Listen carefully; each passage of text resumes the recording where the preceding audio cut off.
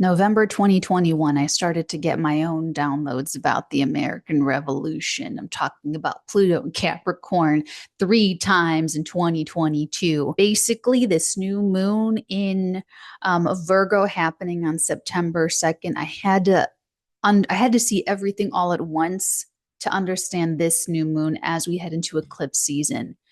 And the Civil War is going to be spiritual.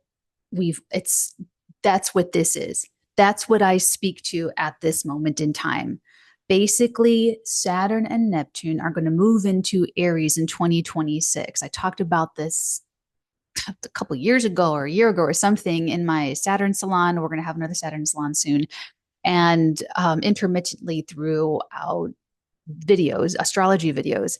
And so what's happening right now is, and what's been happening is that Saturn and Neptune both in Pisces, right? And I'm recording this like Tuesday, August the 20th. So everyone's just concerned with the full moon that we're still in technically at the time I'm recording this, the full moon in Aquarius, the 19th. That was like, so August, you had to act, had to do something in order to set you up so that by this new moon at the beginning of September, you're ready to go. So that was that. So now I'm speaking to the new moon right now and projecting out, because in 2026, Saturn and Neptune are both going to leave Pisces. And what's happening right now is that I'm not even going to say that, keep repeating that, but the split, there's a split. What I'm getting is that there's a split happening. And it's been happening. And the split is according to our beliefs. So Pluto, America having the Pluto return, that's when I was channeling all of that it's going to be spiritual. It's not going to be like, like the one we had, but it's happening right now. So we've been in it and it's been happening, and it's so subtle. And this is why I tell everyone, like, I can deal with all the outer planets except Neptune. Like, Neptune's the one where it's like the frog in the water that's like boiling. It has no idea it's being cooked. Okay. So Saturn here is a blessing from 23 to 26. And this is like, honestly, the split is getting more and more of a bigger divide, and it's more apparent. It's just getting really dramatic, but it's just not, people aren't seeing it as physically as with like, physical representations of like war and combat and stuff. So I want to thank the Taurus consciousness. There's Tauruses all around me. I have my own farm of, I don't want to say farm of cows, but I have my own, I have my own Taurus team in my life, and in my it's like my personal life, my clients, like everybody Taurus love me, and I love Tauruses. So I want to thank you guys specifically, because astrology, like on its feet, is the best education, because you can fill your head with like, the theory. And this is the danger. I'm going to liken it to religious institutions, how they have like their theory instead is like their religious texts. And so what I preach and what I advocate for and what I'm helping people is having their own experience, to cut out the middleman. So it's not like I want to like just be the one to like, no, we all need to channel. Every single like unique individual person has to have like their own unique spiritual experience themselves, like personally. And so the religious institutions, they're like the middleman. And even with like science or with astrology, there's a theoretical knowledge that you need to have it experientially. The astrologers that can change their position from experience by what they're seeing in the lives of their clients, and that can grow and evolve their practice from that, they're going to be like the very best.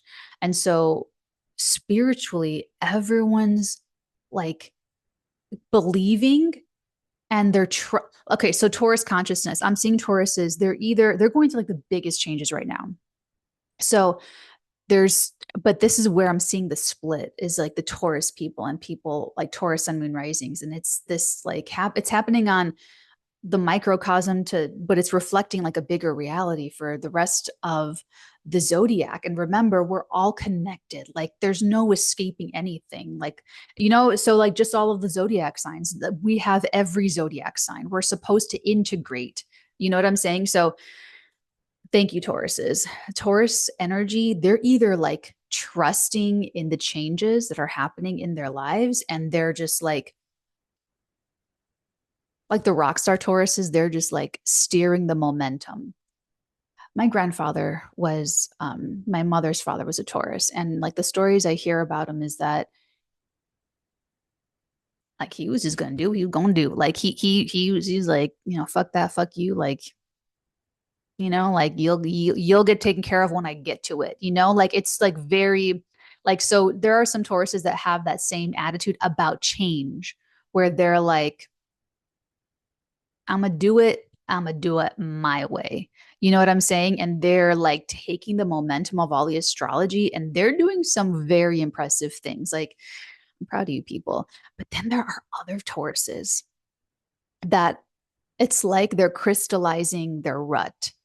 And like I said, like the astrology isn't going to be like, okay, you this is has to happen, and you're like, no, we have free will choice. We get, you know, fate brings us opportunities, but what we decide to do with them, take it or leave it, is us creating our destiny.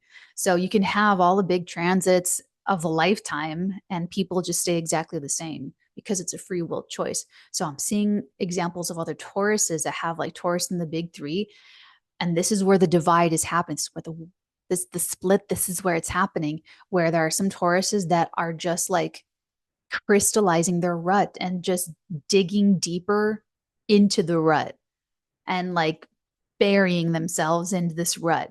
And like you can do that. You know what I'm saying? Like people can totally resist, and who's to say what someone's supposed to go through? Maybe someone needs to sign on for more pain, more lessons. I remember when 2018 was like my like a rock bottom. And it's like when you like not like some people get to like the worst spot ever and they change and grow and get out, you know, they do all the things. But then honestly, like some people can just sort of sit in the diaper, sit in the wet diaper for like, and it's the Neptune. This is the splitting, like the beliefs and everything. So some people are like, okay, I'm satisfied with technological advancements and fighting about like politics. You know, let's just say that I have my what's that thing, the Apple thing, the I'm in my VR reality. I can, you know, get on X and bicker about, you know, politics, and that's cool. I'm good with that.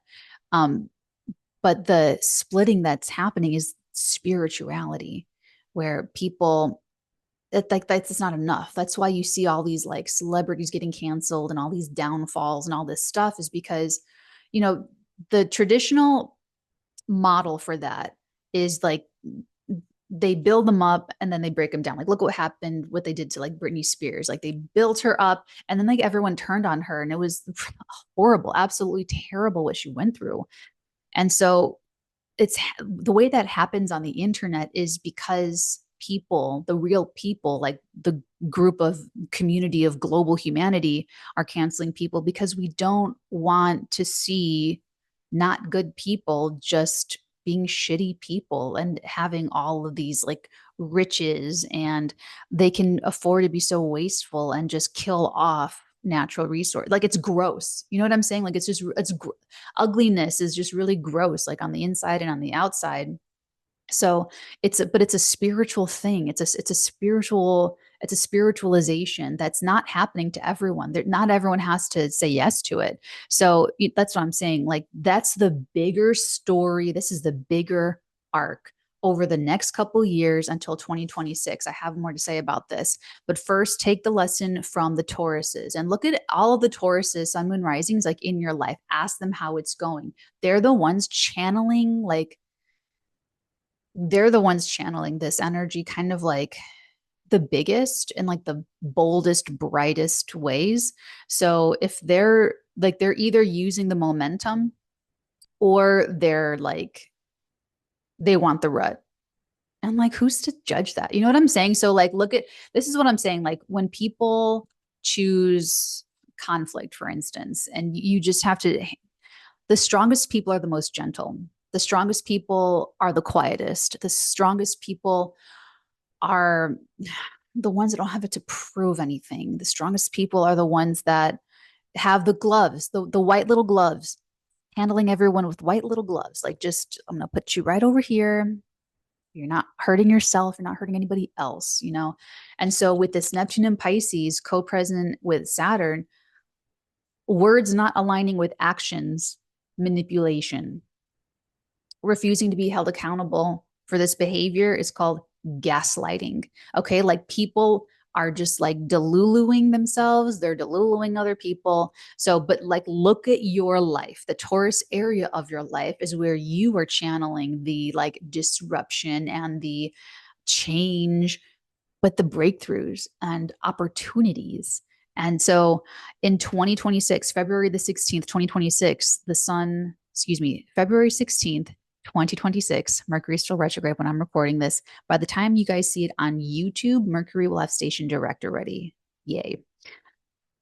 February the 16th, 2026, Saturn conjoins Neptune and they move into Aries together. But guess what else is happening that I don't think a lot of people know about? Scientists are meeting and they have to shave off 1 to 60 seconds of universal time. And this is a decision that like every clock has to be, every technological advice has to be changed. So they're meeting in 2026. But they will have until 2030 to implement the change, whatever they decide. And so people, like I'm telling you, like this split is happening, like it's been happening since like 2022, like all of 2022. That was 3 hits. America's Pluto return from September to September, October, November. Pluto's spending the last few months in Capricorn forever, well, for the rest of our lifetimes. On the 1st of September. Yeah, you guys are getting this the 1st because the new moon's going to be the 2nd. So YouTube's getting it the 1st. Patreon's getting it August the 20th. And so the 1st of September, Pluto retrogrades back into Capricorn and Uranus stations retrograde in freaking Taurus. What does it mean? Okay, so it has to do with all of this. Okay, it has to do with all of this. But what you need to know, so that's seeing everything all at once, is that there's this big spiritual split happening, but it comes down to your beliefs. You're part of it. You're like the center of it. Every single individual is like the center of it, and we're all a part of it at the exact same time. Okay, so you don't have to think about anybody else. Okay, you should have. Okay, now we're gonna get into it. All right, so now we're getting into it. Okay, that's seeing everything all at once. Let's talk about this. Let's talk about the new moon. Let's time travel back to 20.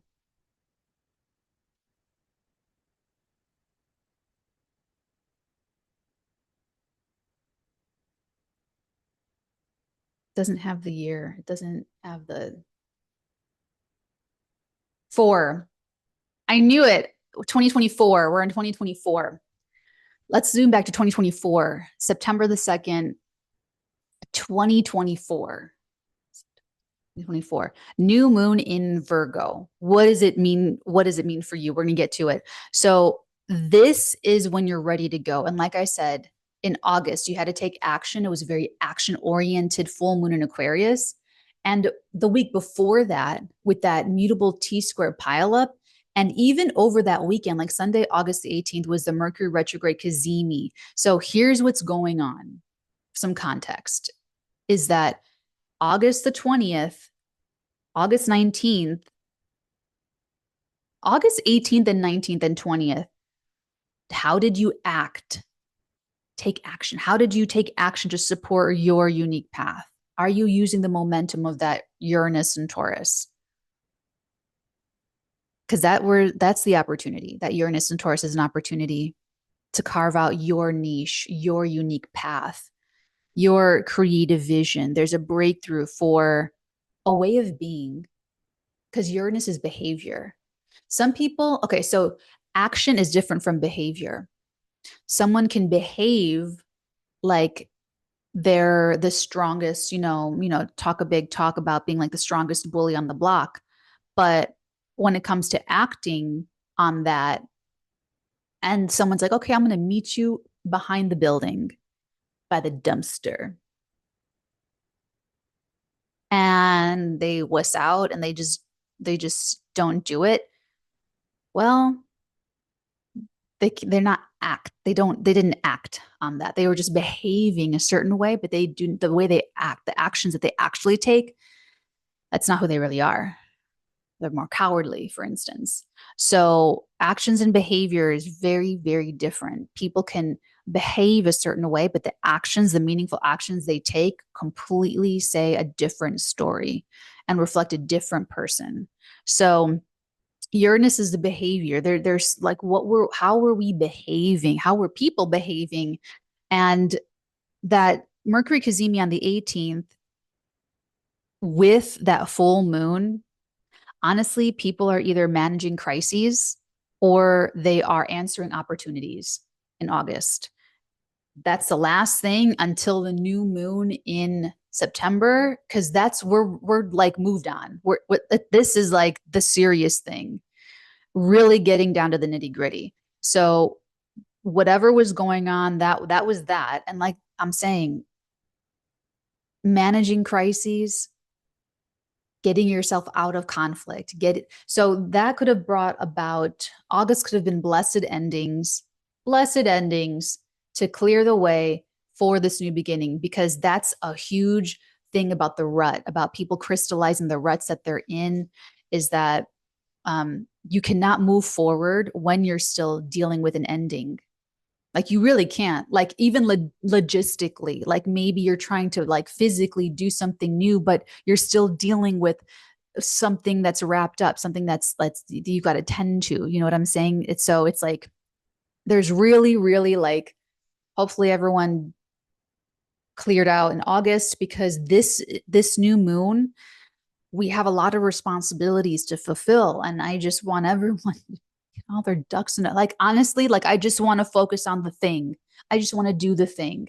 I want to do the thing, focus on the thing. I want to just I just want to do what I'm here to do. That's all. You know what I'm saying? So it's like we get to do that at the new moon in September, on September the 2nd.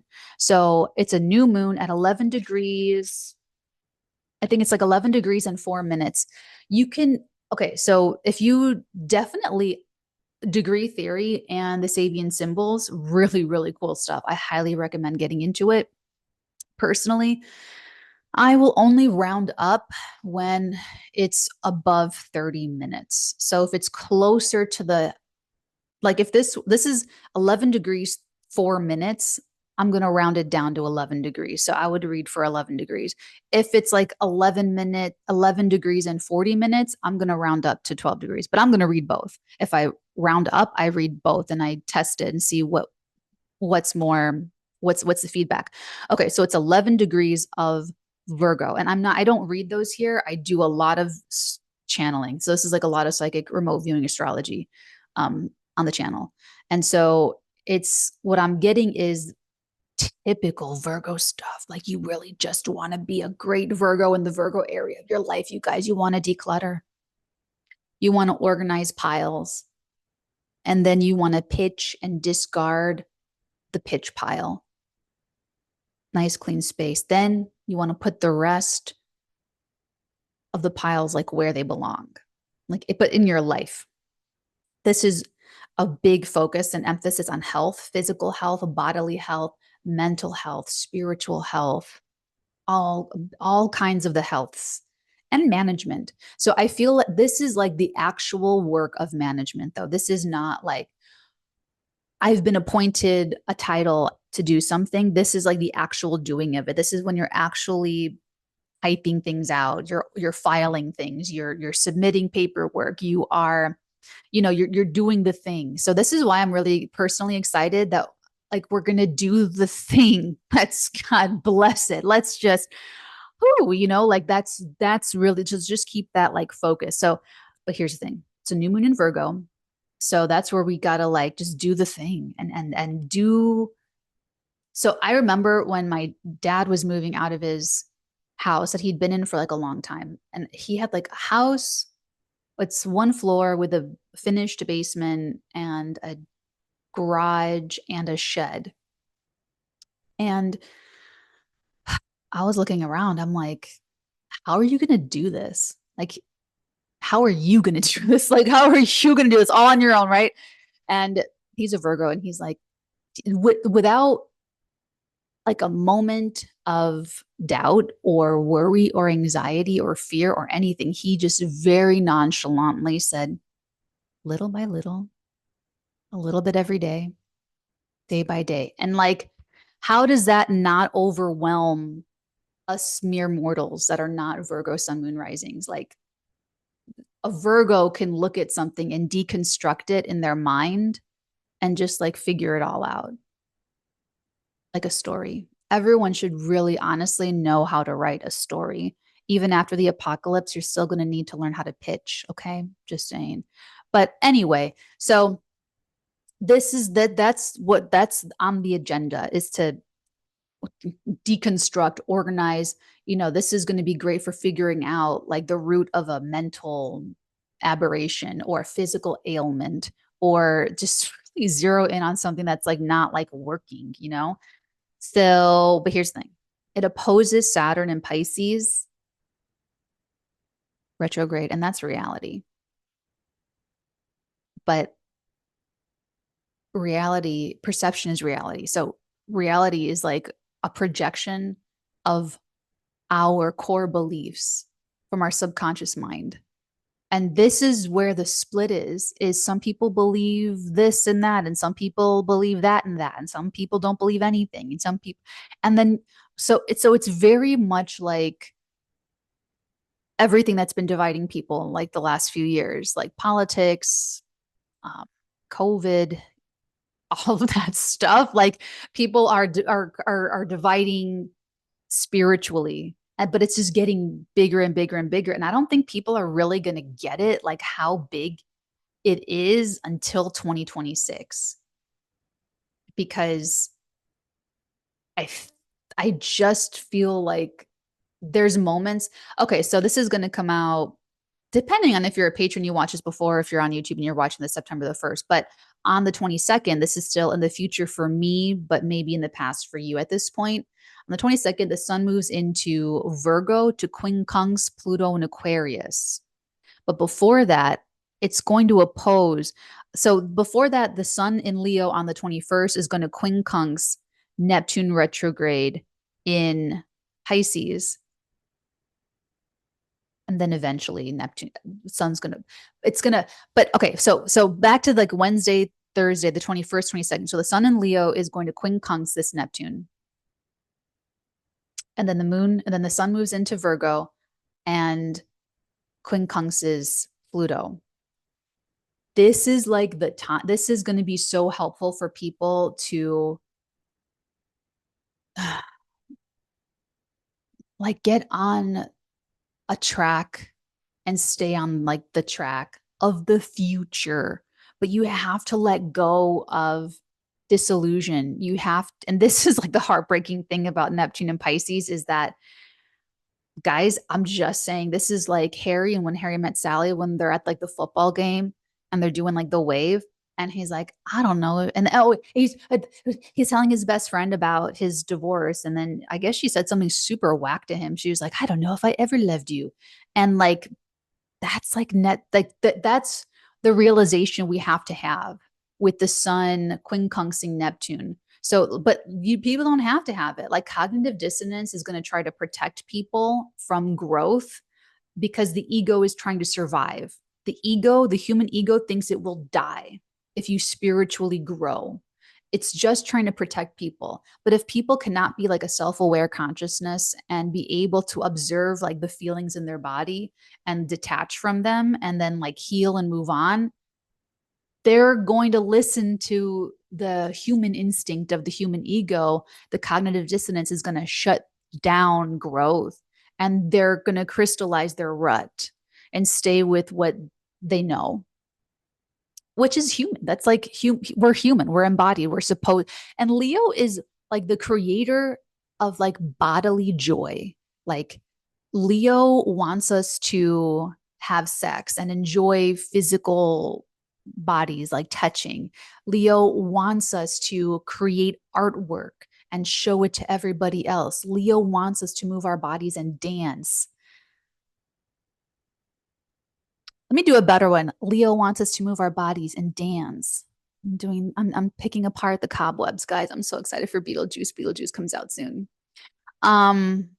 But that's what Leo wants. But that quincunx to Neptune and Pisces is like, stop deluding yourself about maybe the joy that you can really experience, or maybe what makes you happy, or what brings you joy, or there's gonna be, or something. It's gonna be something for everybody. But basically, new moon in Virgo opposes Saturn and Pisces, and there's like a challenge. So you've already been through like you already went through all of August where you were dealing with crises, managing crises, you were answering opportunities over here, you were trying to like dealing with these people that cannot get on your wavelength, and you're trying to be gentle with these people over here, and you're trying to figure out how we're going to do the thing over here. Like it's a lot. So this is like, where have you situated yourself come the beginning of September, when Pluto moves back into Capricorn for the last 3 months of like ever of our lifetimes.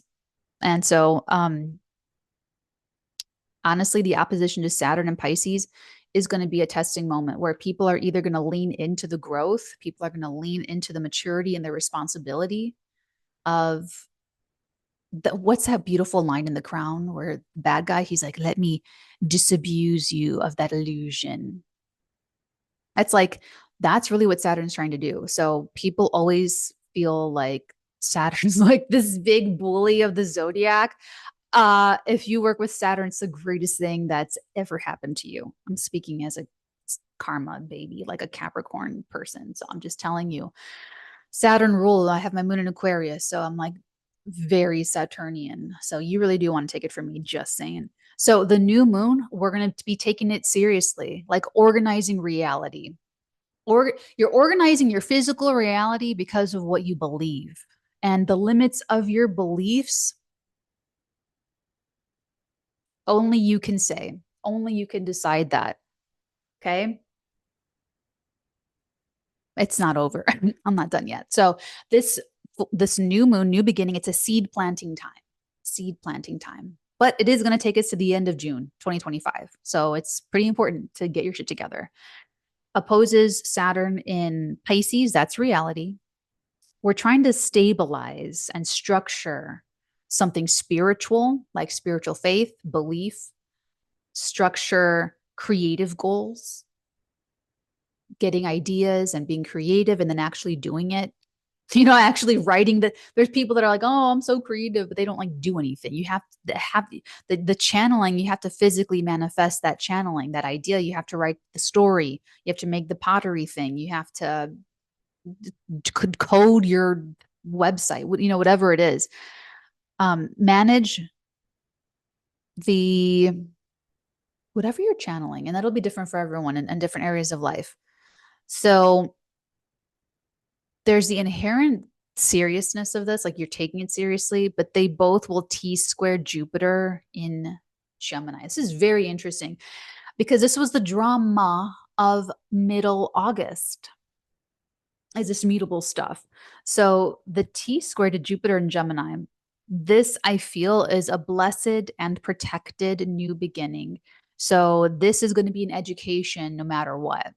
Everyone's going to have to be learning things no matter what. And so whatever was like a blessed ending in mid-August, as early as actually, yeah, it just August, because Mars Jupiter was the 13th of August, but you had the quarter moon in Scorpio about boundaries the day before, and then Mercury retrograde into Leo on the Wednesday the 14th, and that could have been confused. Like, so there was just like stuff, right? But it was a blessed ending or some kind of, okay, so if it was a blessed ending around the 13th of August, it was like quick, it was an accelerated blessed ending, you or someone else's actions, something that's been said, something that's been filed, but it made the space. But it could have been taking you through the full moon, it could have just been like the middle of August, but basically just you made the space for the new beginning of September 2nd. I told my patrons ahead of time before all this, but you cleared it out and you made the space because the new moon opposing Saturn in Pisces T squares Jupiter, not Mars, Jupiter in Gemini. So Jupiter's luck in August manifested through an alignment with a blessed ending, creating a lucky break in the middle of August. But because of the spiritual splitting that's happening with people, they could have crystallized their rut instead. This is really trippy, I know. So there could have been that. So that's why that full moon by the next week, by the full moon, the week of the 19th and 20th, that was like managing the crises. Some people, like if someone's resisting the blessed ending, they're going to try to manage the crisis. They were probably trying to use the full moon to manage some kind of crises and save something. Or if other people would have done the blessed ending and to make space so that they could answer opportunities of the full moon. The 19th to like the 22nd. It's when even over the weekend. But anyway, it leads you to this new beginning. It's a blessed new beginning. And it's just like, but like work. But Virgo needs like to do stuff. So this is like, we're, like I said, decluttering, pitching stuff, tossing stuff, adding stuff in. Wonderful for any kind of mental work, health analysis, anything like writing, anything Mercury related. So Mercury is also direct at the new moon. It went direct on the 28th of August. So the 18th of August on Sunday, that Mercury Sun Cazimi, that knowing where we stand kind of energy, could have been knowing where we stand, yay, leading into your full moon on the 19th, or it could have been knowing exactly what the problem is. This is the issue. This is the problem. And trying to figure out how we're going to fix it and leading people into crisis management of the full moon. So, but Mercury is direct at the time of the new moon. Wonderful. Yay. So another thing happening is Pluto retrograde in Capricorn, making a trine to Uranus and Taurus retrograde as well. This is a very powerful overhaul, getting to work, making physical changes. You're physically changing the clothes that you sewed and that you made for the whatever thing. You're tailoring it differently. You're adding things, taking stuff, but you're physically altering the thing that you've got ahead of you. Also, Mercury direct in Leo makes a trine to Chiron and Aries. So there's access to healing and information and resources that we need to help whatever the situation is. So, or, help you along with whatever it is that you're doing. So there's a lot happening. Really beautiful. And this is a seeding time. You're ready to go do the thing. And we're going to break it down for everybody. And then it's going to result in a partial lunar eclipse, a full moon eclipse on September the 17th in the sign of Pisces. This one is with Neptune.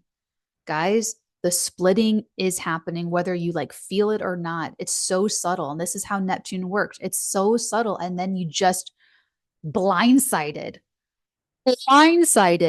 by some belief or disbelief or, like, and it's like, oh my God, she's like, Harry, I don't know if I ever loved you, with some kind of crazy shit like that. So it's like, I just, the more seriously you can take and stabilize the Pisces area of life, this is going to be like the best thing for you. And personally, if you get overwhelmed with reading astrology, what I personally do, I just focus on Saturn, and everything else serves the Saturn agenda.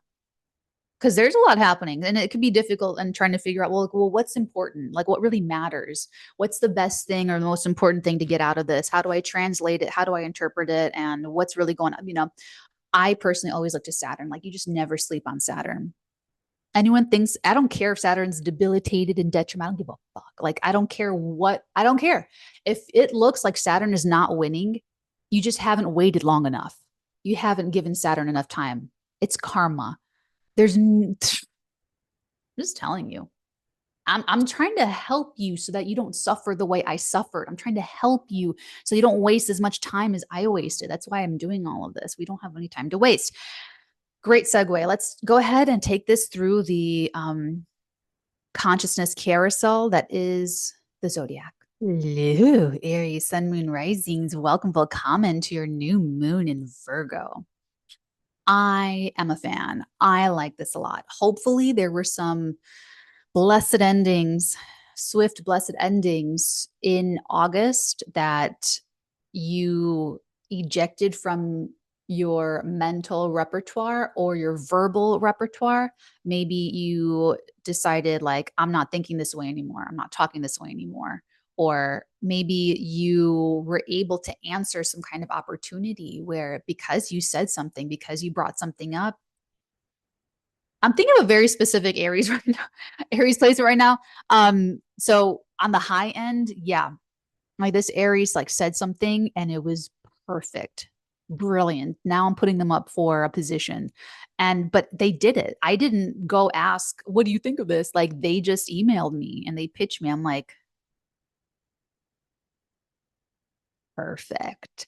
So so that's on the bright side. Some Aries are going to be able to have like a whole new daily life, a whole new daily experience.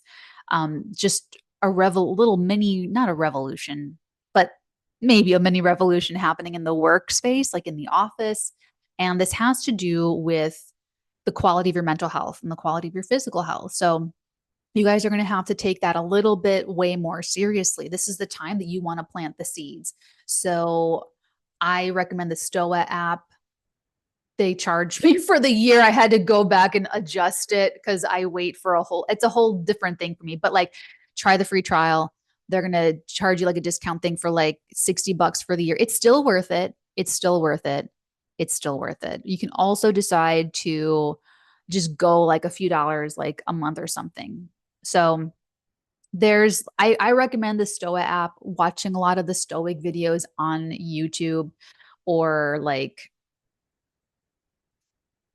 I can only recommend what works for me personally. So, but just finding some kind of way to manage your mental health, but definitely also even like your physical health, like even better. They're going to make a T-square to Jupiter in the third house. There should be an opportunity coming through. Again, the neighborhood, siblings, maybe coworkers in this case, maybe anyone that works behind the scenes. This could be like hotel workers, jail workers, retreat people, like just like that kind of thing. So that could be kind of like interesting for you guys. But yeah, plant the seeds for your health. Take care of it, clean your room, make your bed every morning, take care of the dishes, do all the clean up little things like your immediate area, but also the mental health and how you show up to your daily life. How do you show up? Are you positive? Are you negative? Are you argumentative? This could be also a great reset for, if you're not moving or changing jobs, this could be a great reset in the office space, just like relationally, like with your coworkers, managers, immediate supervisors. Maybe some of you are getting agents or managers, and you guys are going to be negotiating deals over the next couple of weeks. And this would be something that you're it's not really happening very maybe publicly yet, but maybe, but you'll have had to have cleared space for it. And for you guys, the spiritual is even more for you guys. Like it's so important for Aries to spiritualize because Saturn is making it hard for you to believe, to have faith, but Neptune is giving you reasons to, giving you psychic experiences or putting people in your path that are very fated and synchronistic. And you could go, maybe you were managing a crisis in August and it was a mental health crisis. And instead of making room for it, maybe you double down on the ways of making money that are secure to you, the ways of feeling good about yourself that feel better for you. And you maybe you kind of shut down, a new way of feeling good about yourself. Maybe you were shutting down new financial opportunities that you didn't really believe in, or you didn't want to do it for whatever reason or for whatever. You know what I'm saying? And in that case,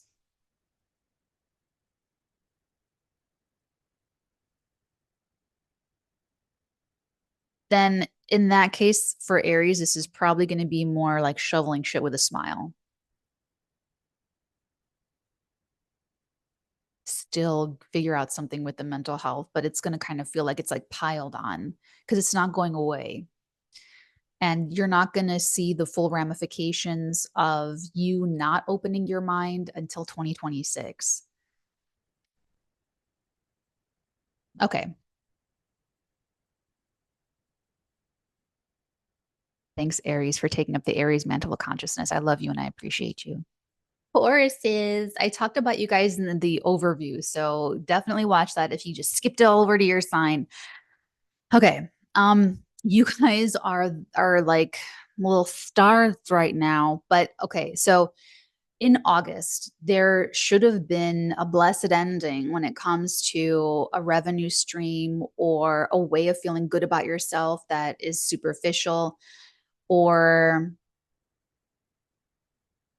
maybe like dietary pat on a more mundane level. But anyway, it should have made room. It should have cleared the way for you to enjoy blessed opportunities and to create and plant seeds romantically with your children, with your dating life, your sex life for this September 2nd new moon in your fifth house. This is such a hygienic fifth house for Tauruses. That's so weird.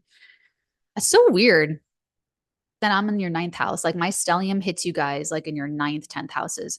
So for Tauruses, it's a new moon in your love life, but you guys have such a sterile love life. Like Virgo on the fifth house, like you're, that's weird. Like maybe you have lovers that are super self-critical, or or you date people that are super critical of you, or they're, um, maybe you like the neurotic people. You know what I'm saying? Like, anyway, so you could be planting some seeds. You could be dating someone new over these next couple weeks. And like, you guys are channeling this like so super strongly. Like I said in the beginning, like Tauruses are either,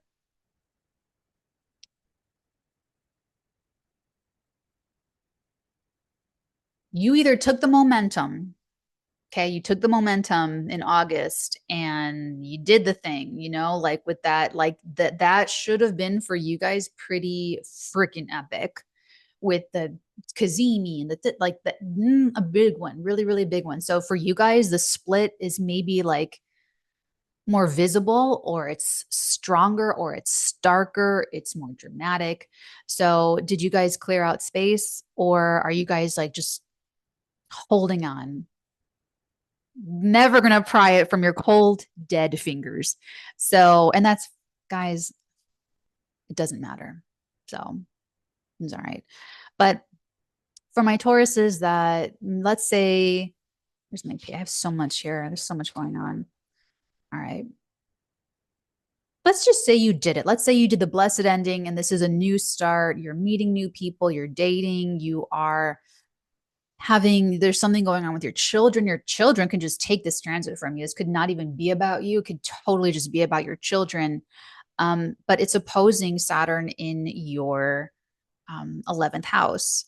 So this for you guys really, really, really need to be so hard on yourself when it comes to choosing your friends, your groups, your associations, your influences, how you are leading your communities, how you are choosing your allies. Because with this, I'm actually seeing a very big variety. Like there's some Tauruses that have friends that they just do not have their best interests at heart consciously and deceiving the Tauruses. Some Tauruses have friends that don't have their best interests at heart subconsciously, where they believe they do, they're trying to help, but their cognitive dissonance, they can't even see how they're not helping the Taurus consciously. But their cognitive dissonance is protecting them from kind of seeing that about themselves. So they're not that helpful to Tauruses. Of course, I'm seeing other Tauruses. I have friends like me that are like super spiritual and creative and stuff, and you know, fueling my Tauruses with like faith and yeah, channeled messages too. Like I'm like my Taurus friendlies do get more of me like that way. But like Saturn is trying to stabilize and make it like Saturn wants you to have standards. Saturn wants you to meet challenges and like confront the difficulties. So if like Tauruses are not confronting anything that's like under the surface, or like I would be careful with this too. This is almost like, how do I put it? Things that are felt but not said or spoken about. You need to confront those things. Like this would be a great new moon to clean out the clutter of these relationships for Tauruses. So, this is like that frenemy that is like always putting digs in like at how you're, I don't know, raising your kids, or in your marriage, or like, I don't know. I honestly, I don't know, but like, um, whatever it is though, like to really like nip it in the bud, nip it in the bud. Also for some Tauruses, taking your future more seriously, taking your fans more serious. If you're like an artist or a musician or something, or if you have like an online community, firming that up and taking that very seriously, or your participation in like, maybe what is it where people homestead together, or they all like buy a cow together, or like build like I don't know, like a commune or something. Like it could be some like that kind of stuff, getting kind of serious about that. But honestly, guys, it doesn't, I don't want to just keep saying that it doesn't matter. It does. Things do matter. But like it just matters if you mind. If you don't mind, it doesn't matter. But if you mind, it matters. So that's what should have had the blessed ending for you guys in August, was your values, cutting out something or selling something, buying some, but like your value, what matters to you, what you mind, literally, because you have Gemini in the second house. So if you mind it, it matters. If you don't mind, it doesn't matter. And like, you're going to be left like holding the bag when Saturn and Neptune go into your 12th house of secrets, sorrows, self undoing. You're going to be fucked if you don't like do the Saturn stuff in your 11th house. That's, you had, what was it like a couple years ago when Tauruses had Jupiter in Aries, and you had like blessings and spiritual protection and a big like spirituality, like opening up. You've got Chiron here that's making you insecure about your spiritual beliefs, making you shake in your little boots. But you have the North Node here for like a hot minute longer. That's like giving you more, like you've been preparing, like you should have been, but like this Neptune is very long in Pisces, and this Saturn is the last like help that you're getting to firm yourself up. Because when they both move in together, so this new moon is like a wonderful time to stabilize and structure everything. And the T square to Jupiter in your second house is a blessed and protected new beginning financially, with a revenue stream, with your self confidence. with what you're eating, drinking, and smoking, and in what quantities you are eating, drinking, and smoking. Honestly, like you guys have like the Pluto in Capricorn in your ninth house trining your Uranus in your sign. So you if you like some Tauruses are really going to be overhauling like their whole life because of the beliefs and because of like, okay, I'm going to take this seriously. I'm going to take this future seriously. I'm not going to retire here. I'm going to retire here. I'm going to you know what I'm saying? Like that's what's happening. And with Mercury in your fourth house, trining over to Chiron, like the resources are there, talking it out with family, changing family dynamics through the vibration of sound and being honest and forthright and open and direct. Like Aries in your 12th house, like you guys are ruled by Venus, but like in your mind, you like know what you fucking think about shit. Like that's it, that like no one's gonna budge you. This is so typical that like sometimes I get this psychic download about someone that I'm talking to or like a client, like a spouse of a client, and it's a masculine like a marker. It's this has like an energetic signature, and when you guys are very used to like tapping in, you see stuff repeated in humanity. And one of the things is like I always know when I'm talking to someone that's they're asking me what I think, but they've already made up their mind. That's you. Like with that Aries in your 12th house, if you ask, I know when my Tauruses really want to know what I think and when they want me to feel like they want to know what I think. I mean, I know that for everybody because I'm psychic, but like it's even sharper with like Tauruses. So you guys are typical where you just want like the feeling of bonding, or you just want them to feel like you care about what they think, but like you've already made up your mind. It's already done. Already. So that's why I'm saying like you guys got to break the fuck up and break open and like let the shit in because like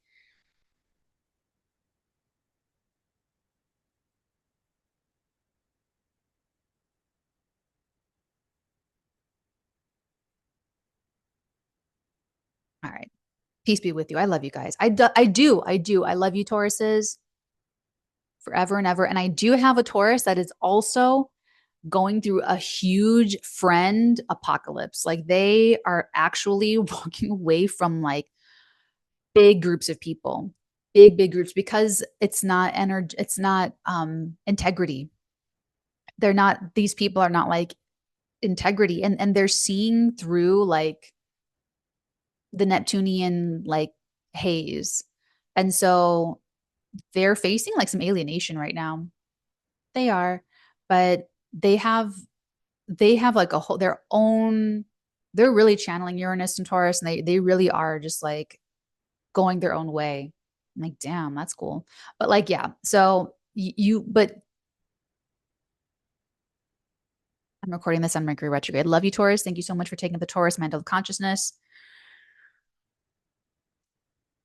Hello, my lovely Gemini, Sun, Moon, Risings. Welcome, welcome to your new moon in Virgo. For you guys, you really, really got to take your career seriously and what you're doing and how your reputation is going. Like you cannot mess this up. Your relationship with your parents, your relationship with your children, if you are a parent, you as the head or the leader of your own business. Okay. Neptune could be affecting how you are seeing yourself in this role. You may be thinking you're doing worse than you are, and you're actually doing great. You may think that you're doing great, but you're actually not doing that great. So, this is a new moon at your root, at your base. You've got to take care of yourself emotionally so that you can make good career decisions. Something should have come to a blessed ending in August to make way for your fresh new start. Something about yourself, a way of looking at the world, a way that you're thinking about yourself or your life or something that you're doing, something, maybe you quit smoking, in August, or you stop talking a certain way, or you stop talking to certain people, or there should have been something so that you can actually take advantage of this energy. maybe you were managing some kind of crisis that blew up in August. If that's the case, this might like this if that's the case, this could be like a new moon, especially with Mars in your sign squaring Neptune. I can honestly see Geminis being the ones to be kind of pissy about something not going their way. So you want to be careful that you are not misguiding, like that the actions that you're taking are not misguided with that Mars squaring Neptune. And you've got until like 2020. Like, okay, so when Neptune and Saturn move out of Pisces, this is like we really have to stabilize this like right now, because when Neptune and Saturn move into Aries in your 11th house, it's going to, how would I put this? This is like, I feel like you could really, so the spiritual that's happening right now, the split, the spirit, that's what I'm gonna call it, the spiritual split that's happening right now for Geminis. It's also it's how you see yourself in the world. So if a Gemini sees the old power structures, like I'm going to use like a clear example, like Harvey Weinstein. So if someone believes in that kind of power structure right now until 2026, Gemini is going to come down hard in 2026 when Saturn and Neptune move into your 11th house, and you look around and no one else believes that with you. Everyone goes their own way, or they're not supporting you because you're not individuating. Like there's it could be like the spiritual split for you guys is very public and very much about your reputation and very much about you as a parent or you as a spouse, because how you see society determines how you see yourself in society. So for you guys, you disabuse yourself of illusions about society. So I can see Geminis thinking the worst about society and the world and where it's going and making their decisions accordingly. And then you're going to get Geminis that are creating, like they are the change they want to see in the world, and they are believing in their place in society to be part of the change to turn this world around.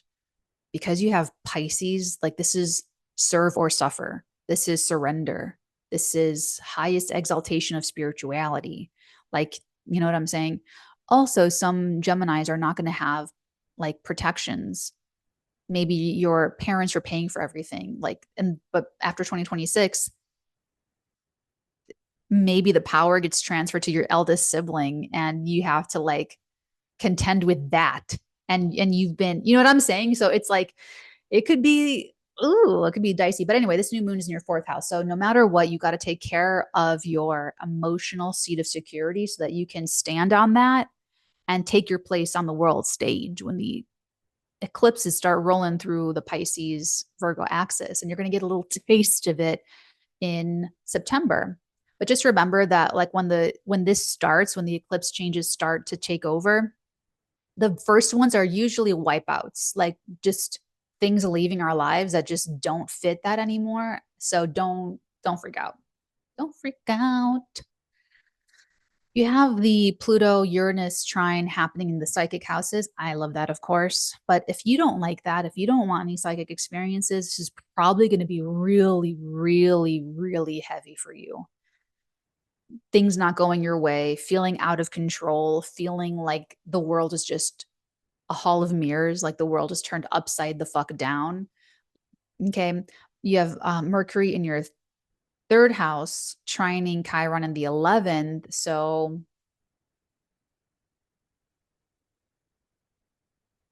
see, you guys are watching this after Mercury goes direct on the 28th. So use the 18th around August the 18th on that Sunday. That was either that 𝚑𝚕𝚗 was either like this come to Jesus moment, deal, contract, negotiation, communication, or it was like, this is the problem, where you got to identify this is the issue that we got to fix. And so at 23, like it's at this point, you may have some tender conversations about the future or with other people, friends, but this is really like for you about having like emotional hygiene, family hygiene. You got to clean up the clutter in your family, get your house in order. Are you the head of the table? Are you a matriarch, a patriarch? Like what's going on? Some of you could be moving, some of you like there could be all of that like mundane stuff. Like maybe there's just like a physical change that's kind of like happening in your physical dwelling. But all right, I said what I said. I love you guys. Thank you so much for taking up the Gemini mantle, also clearing out ancestral family karma. Thank you so much for taking up the Gemini mantle of consciousness, and I will see you in the next one. Okay, cans, welcome, welcome to your new moon in our third house. So this is great for writing, for any communications, relating endeavors, great for short trips. If you live in the Midwest, this could definitely be like, yeah, hopping on the Greyhound. Oh no, not what is it? Yeah, the Greyhound, like the train. Like you could just do like interstate travel or just like neighborhood travel or a new start, moving to a new neighborhood, exploring the town, exploring the new neighborhood, or maybe a new start to relationships with siblings, blah, blah, blah. But anyway, this honestly really is speaking to the bigger story of Saturn and Neptune in Pisces and what's trying to be stabilized here. So for us, what's trying to be, this is so depressing, to be honest. Like it's not, okay, I don't want to project that into this. It doesn't have to be depressing, but that's a trap. That's a trap. One of the traps. Okay, is looking at life like it's depressing or looking at life like it doesn't matter or looking at life like nihilist or you know what I'm saying, like Saturn moving through here could do that. Neptune here could just let a Cancer sun moon rising project whatever they want to believe about the world and then just believe it super hard, and that's going to be the limit. That's going to be for cans, the spiritual divide, the spiritual split is even stronger because this is our house of beliefs, of how we move through the world according to how we have philosophized our life experience and really what we believe and what we teach and what we share with other people. So Cancers, whatever you are sharing about your world beliefs are extra karmic right now. They're extra serious.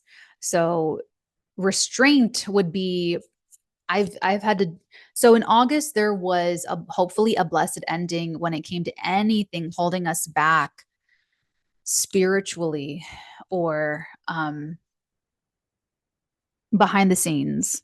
There should have been something like a blessed ending that we were ready to put down anxiety, worries, fears, anything psychological, mental health stuff, anything like karmic or past lifey, or maybe even just like logistical challenges for those of you that are like more like internationally moving about the world and stuff. But there should have been a blessed ending mid-August or any time really in August, I guess, with Jupiter, Mars in the 12th house. Yeah, that could have definitely been someone behind the scenes trying to take a shot at us, trying to take us out.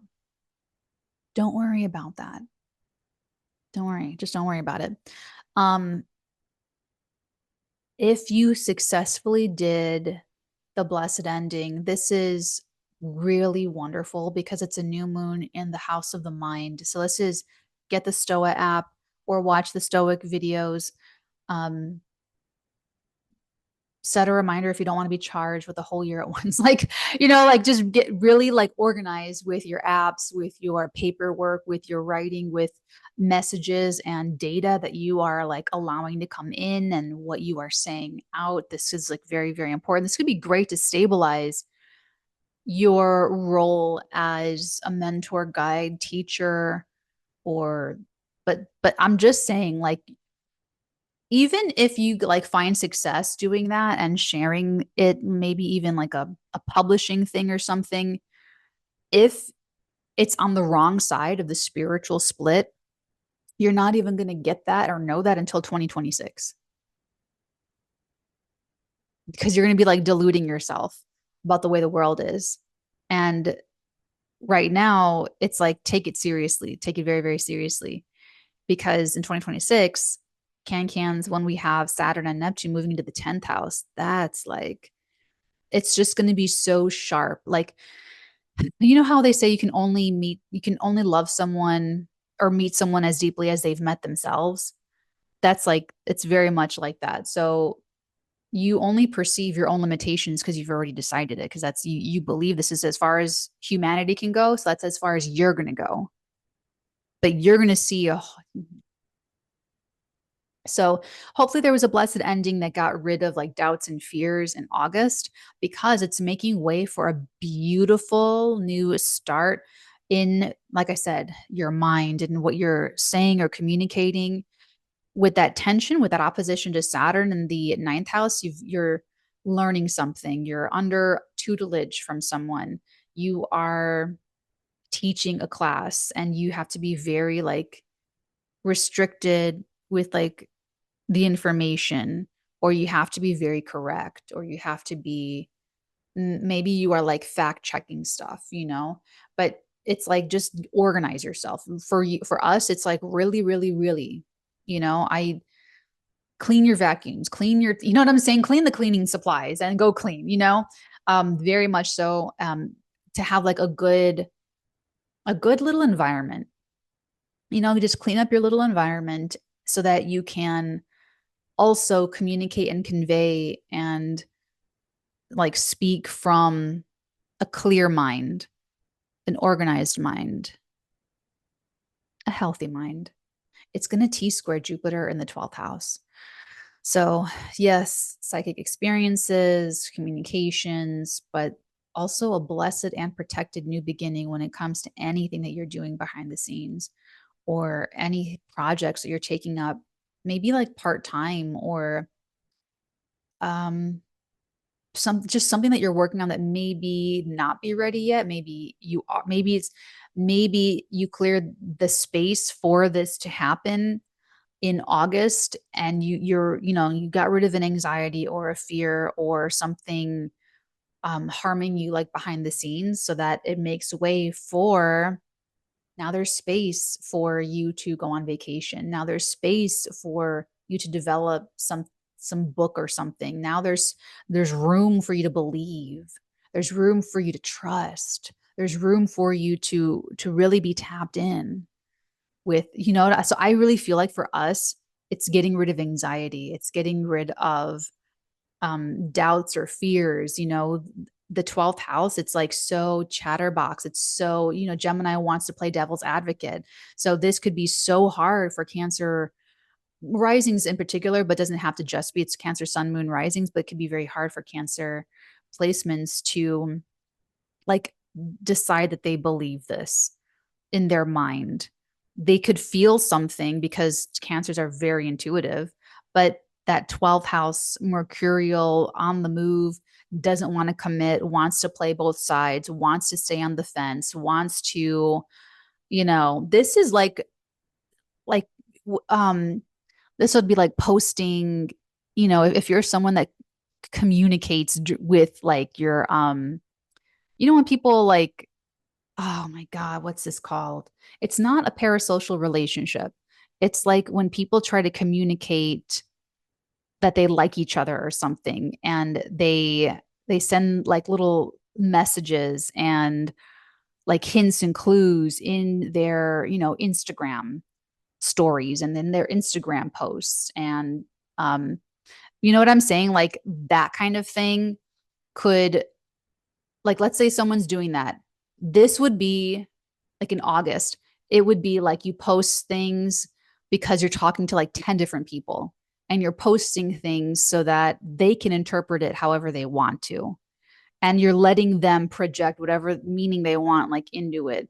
Like if you're getting spun up on crazy shit like that, or if you're concerned with someone stabbing you in the back, or like conflict, anything, because Gemini and Mercury is just, it could be distraction. It could, with Jupiter here, it could be just too much that you're thinking about. You're going too far off the deep end, or you're spinning out in conspiracies, or you're like, you know what I'm saying? It's just, hopefully Cancers or you're obsessing about an ex, or you're obsessing about like, I don't know, something. But like it really depends if you are channeling the Taurus energy appropriately, because you're either using that momentum and you're clearing out doubts and you're letting yourself like have faith, and you're using this momentum and you cleared out the shit in August so that you have a clear mind and it's like there's no bullshit anywhere. You're not, because like when you do that, there's like, you know, little pieces of your consciousness. You know, you're thinking about your cousin's marriage, and you're thinking about your best friend's job, and you're thinking about your coworkers' families, and you're thinking about like, what the fuck, Cancer? Like, no, what the fuck? Like, you need to just stay in your lane. You need to focus on whatever you focus on. Like, what are you here to do? What are you here to channel?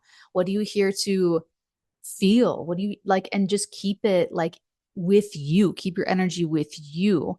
And so you got rid, hopefully you got rid of some bullshit in August so that you have a clean slate. You have a clean slate. Okay. Opposing that Saturn, it's got to be you got to take your mind seriously, and the development and the growth of your mind seriously, because this T-square to Jupiter in the 12th house could be so cool. Honestly, I am excited for it. Like it could be so freaking cool. Now, some of you, if you did not clear out space in August, so for you guys, if like that full moon was like managing a crisis more so rather than that's August. This is the splitting. Like August is either managing crises for people or a lucky break and answering opportunities, and maybe a little bit of both. So maybe it's all like wrapped up in the big soup together. So if you were not doing that, if it was more managing crises,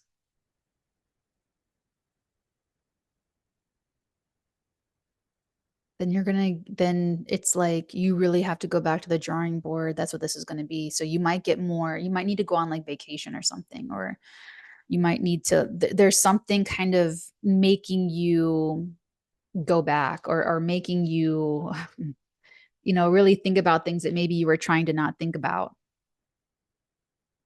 Or if you were thinking about the wrong things in August and getting distracted with all the Gemini stuff, then this new moon, and it's going to lead to an eclipse in your ninth house, and it's like, you know, it's going to give you a lot of information that you might not just know what to do with, because that Uranus Pluto trine, this is physical, these are relationship changes happening no matter what, whether you want it or not.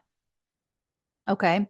So even if you are like crystallizing your rut for cancers,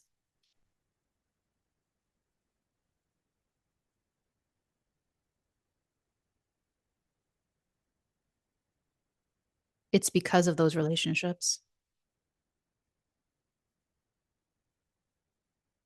For cancers, those of us that are stuck in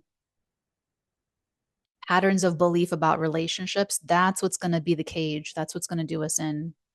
Is, and it doesn't have to be like people. If people are not there or there or whatever, but it's like whatever subconscious parental ancestral relational tape that we're just playing over, that's going to be the rut, because it's going to be determining our beliefs about every other fucking thing in life. And so these last few months of Pluto in the seventh house for us, that's probably really going to cement it. So like Uranus and Taurus is bringing people, social media posts, social media communities, or communities online, other people. They're listen, like the people aren't always meant to like stay with this energy, but it doesn't matter if they are there for, you know, 6 months or 3 years. It's teaching us something. And it's teaching us something about other people, about friendships, about life, about the future. And so that's really what you want to if you were able to give the blessed ending to something in your life that was really not good for you psychologically or and your mental health, or you were holding yourself back, like whatever it was, this is going to be when you are going to have relationships that level you up to a whole new level, a whole new place. It's totally, it's totally, how do I put this? Relationships are taking you where you've never been before. That's what it is. If you're going with the momentum of the Uranus and Taurus and serving the agenda of Saturn, which is stabilizing, concretizing, and giving structure and form to your evolving beliefs. And for me, this has brought teachers into my life, and like you guys already know what it is for me. And so, but for the Cancers that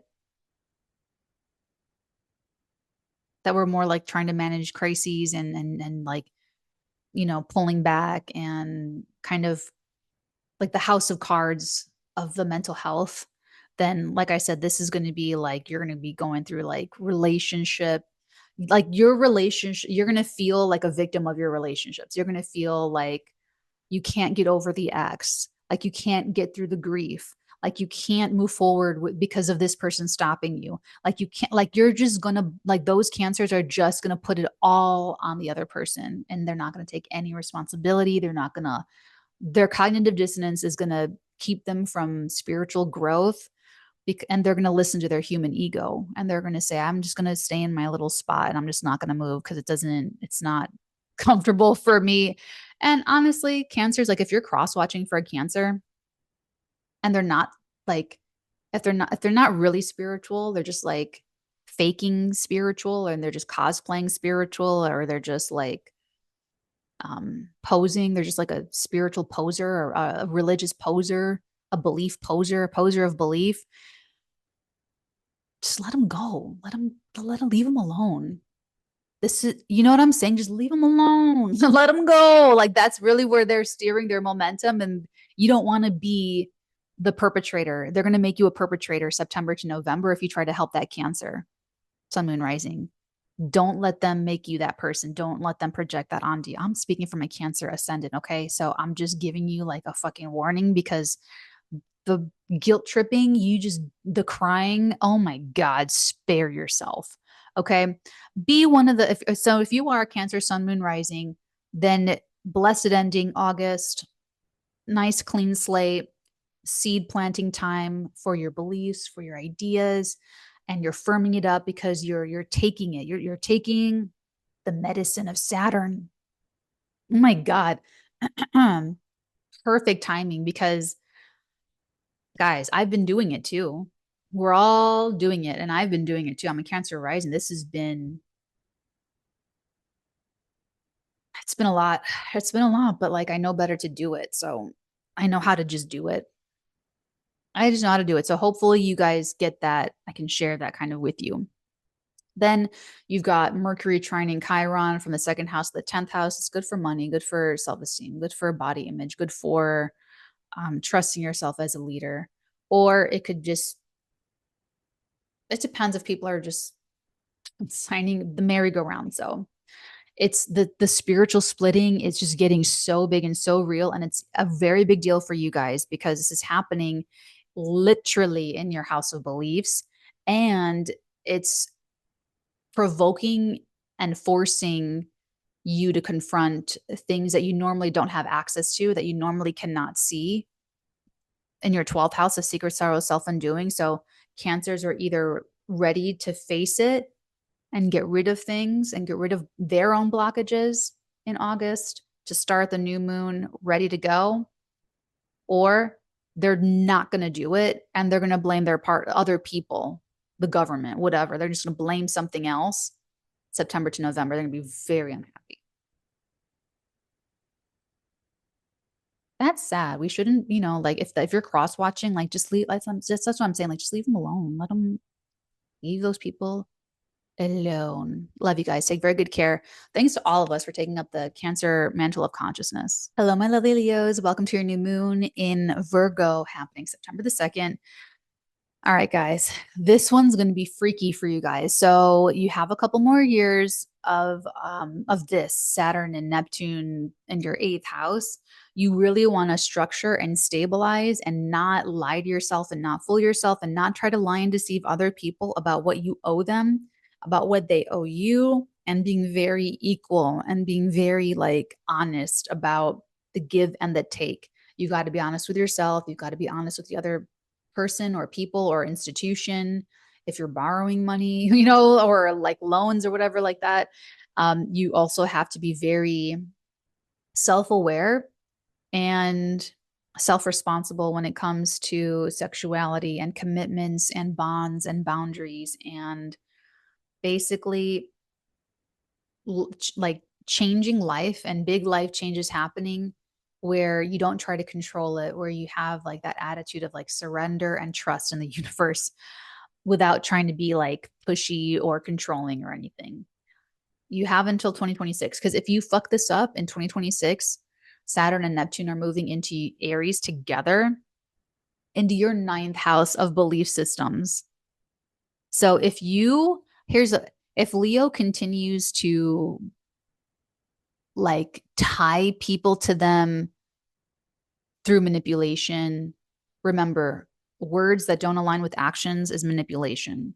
Refusing to be held accountable for this behavior is gaslighting.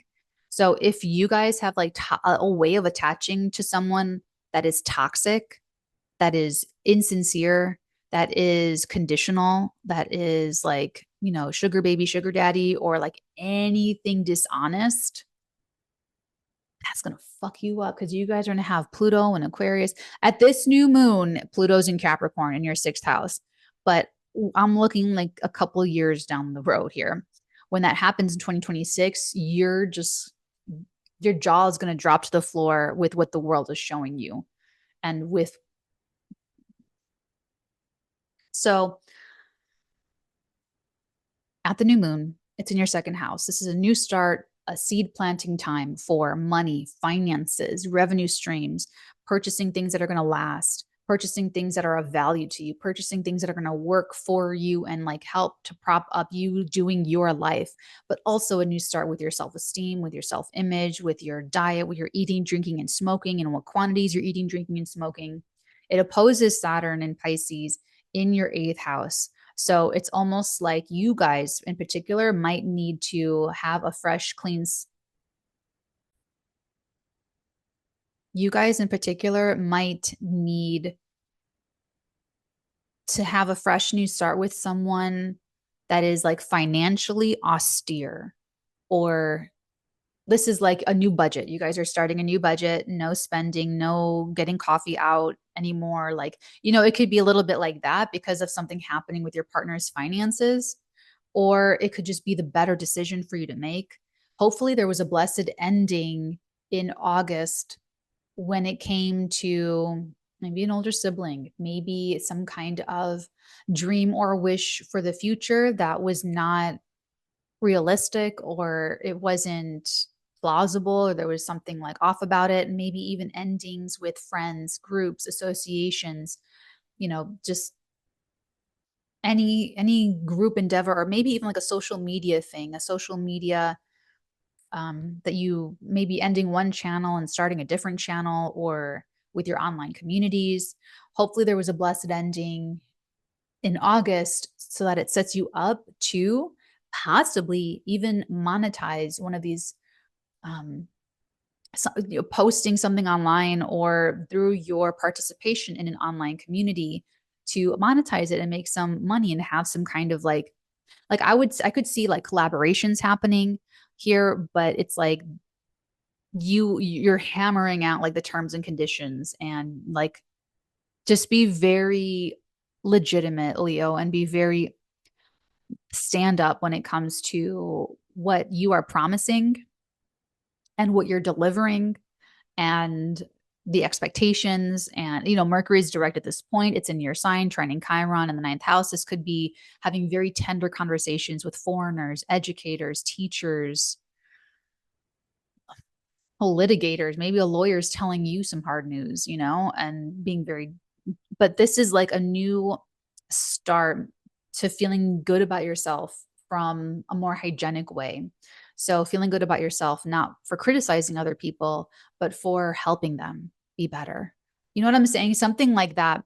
And then the T square to the Jupiter could be bringing in new friends or new online opportunities or new, just meeting new people, collaborating, posting. And you know what I'm saying? So long as you are just being legitimate and being just like a stand-up person and just honoring your bonds and your boundaries, and like I said, it's maybe starting a new revenue stream and paying off debt, and you know what I'm saying, like getting really like getting your shit together, you're going to be okay. Uranus trining Pluto in the sixth does say that you have some shit to shovel with a smile on your face between September and November.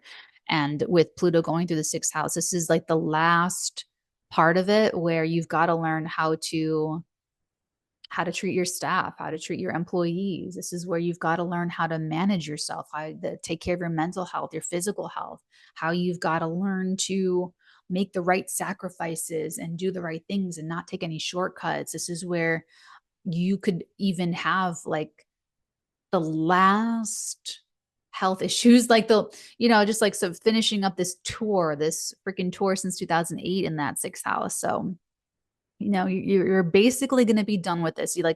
I feel like for Leos, like you should have learned all that already. Like you should have already shoveled shit and learned how to wake up on time, learned how to get yourself to work on time, learned how to, wash your clothes and be prepared and have your binders with the little labels. Like you should know all that already. You should know how to do all that. You should have already, you know what I'm saying? So this last few months, you should you know what I'm saying, see what kind of like comes up, because it looks like you are changing things like your lifestyle to support your career.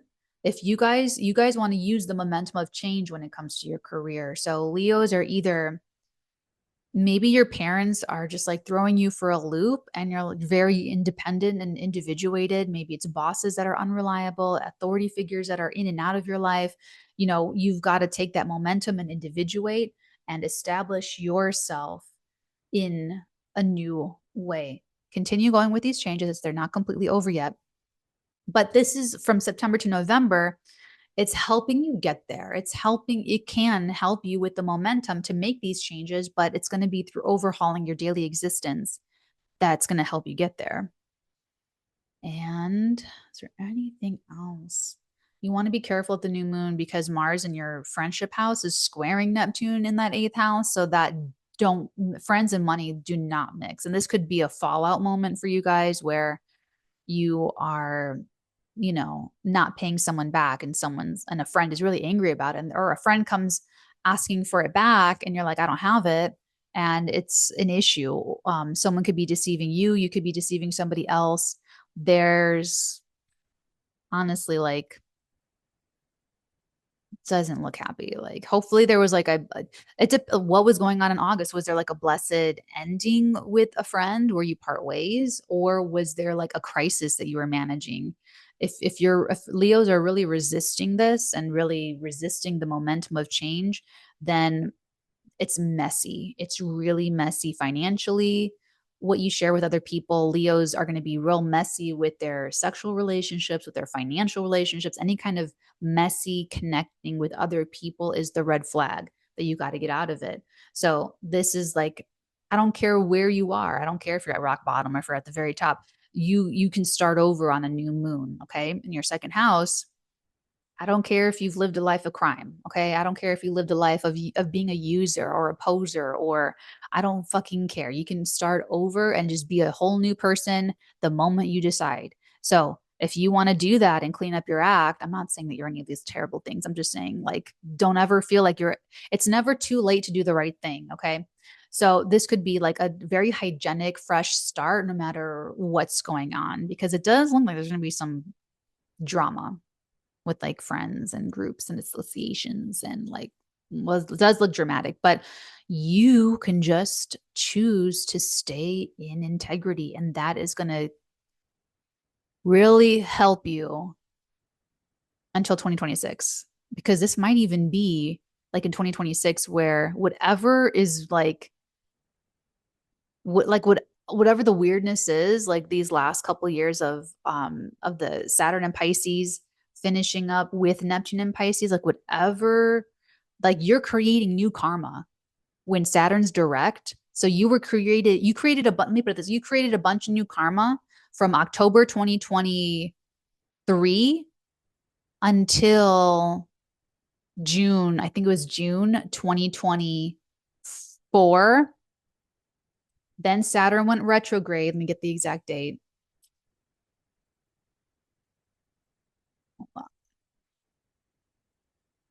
And so basically, now that we are in Saturn retrograde, now we're just like dealing with it. I was right. It was June 29th. So from end of October 2023 until June 29th, 2024, we all created new karma. Did you take on loans during that time?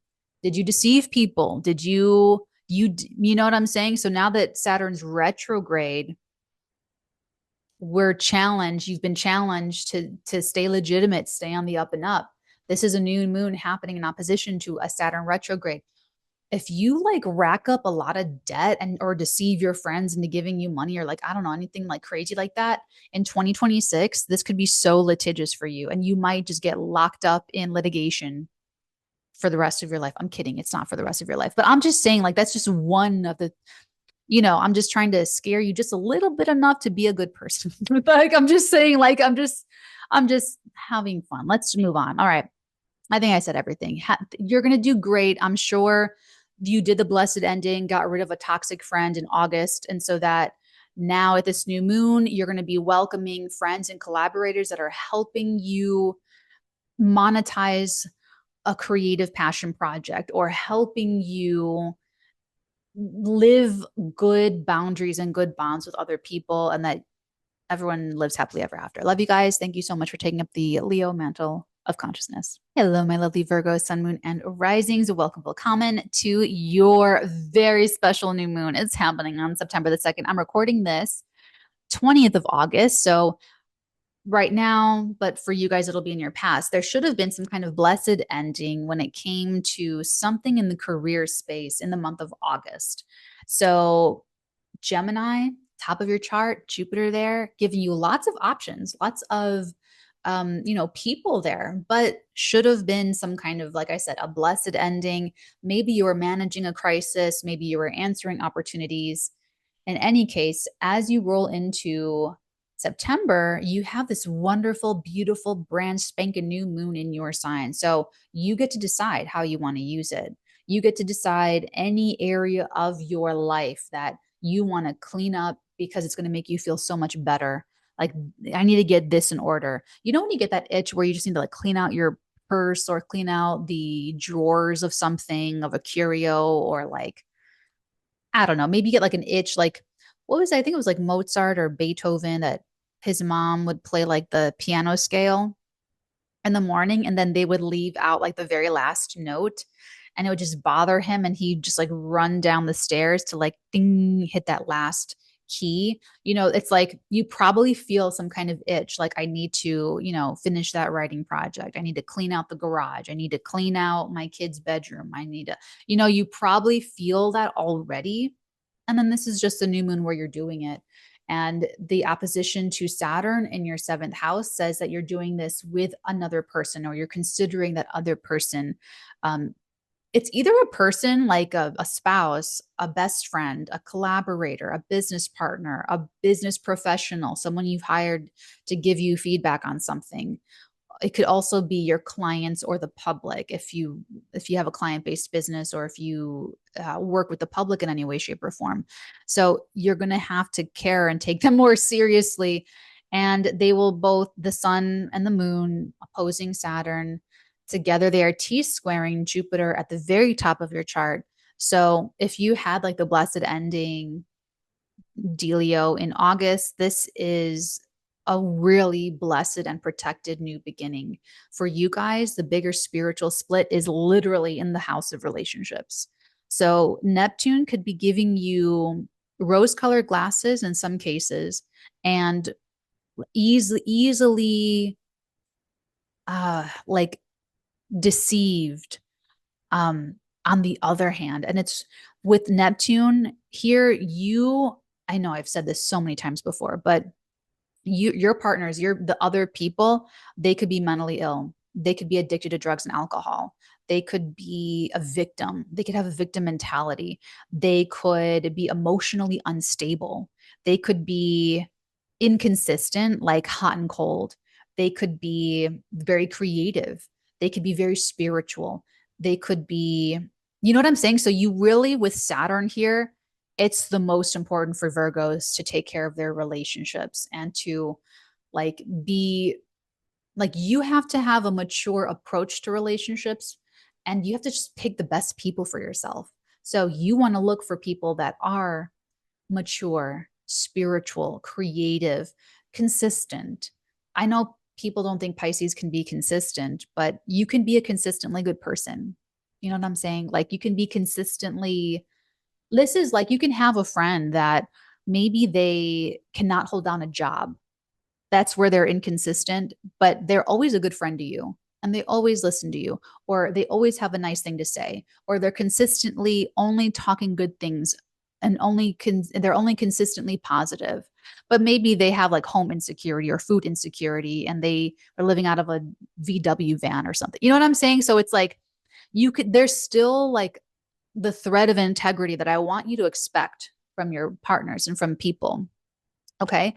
Because you just don't want anything messy when it comes to the relationships and when it comes to the people. You don't want like someone in spiritual psychosis who's like all off the walls. You don't want someone that is creative rock star, but they're addicted to drugs and they're unreliable. You can't, they show up to the gig and they're like half in the bag. You know what I'm saying? Like, you just be hard now.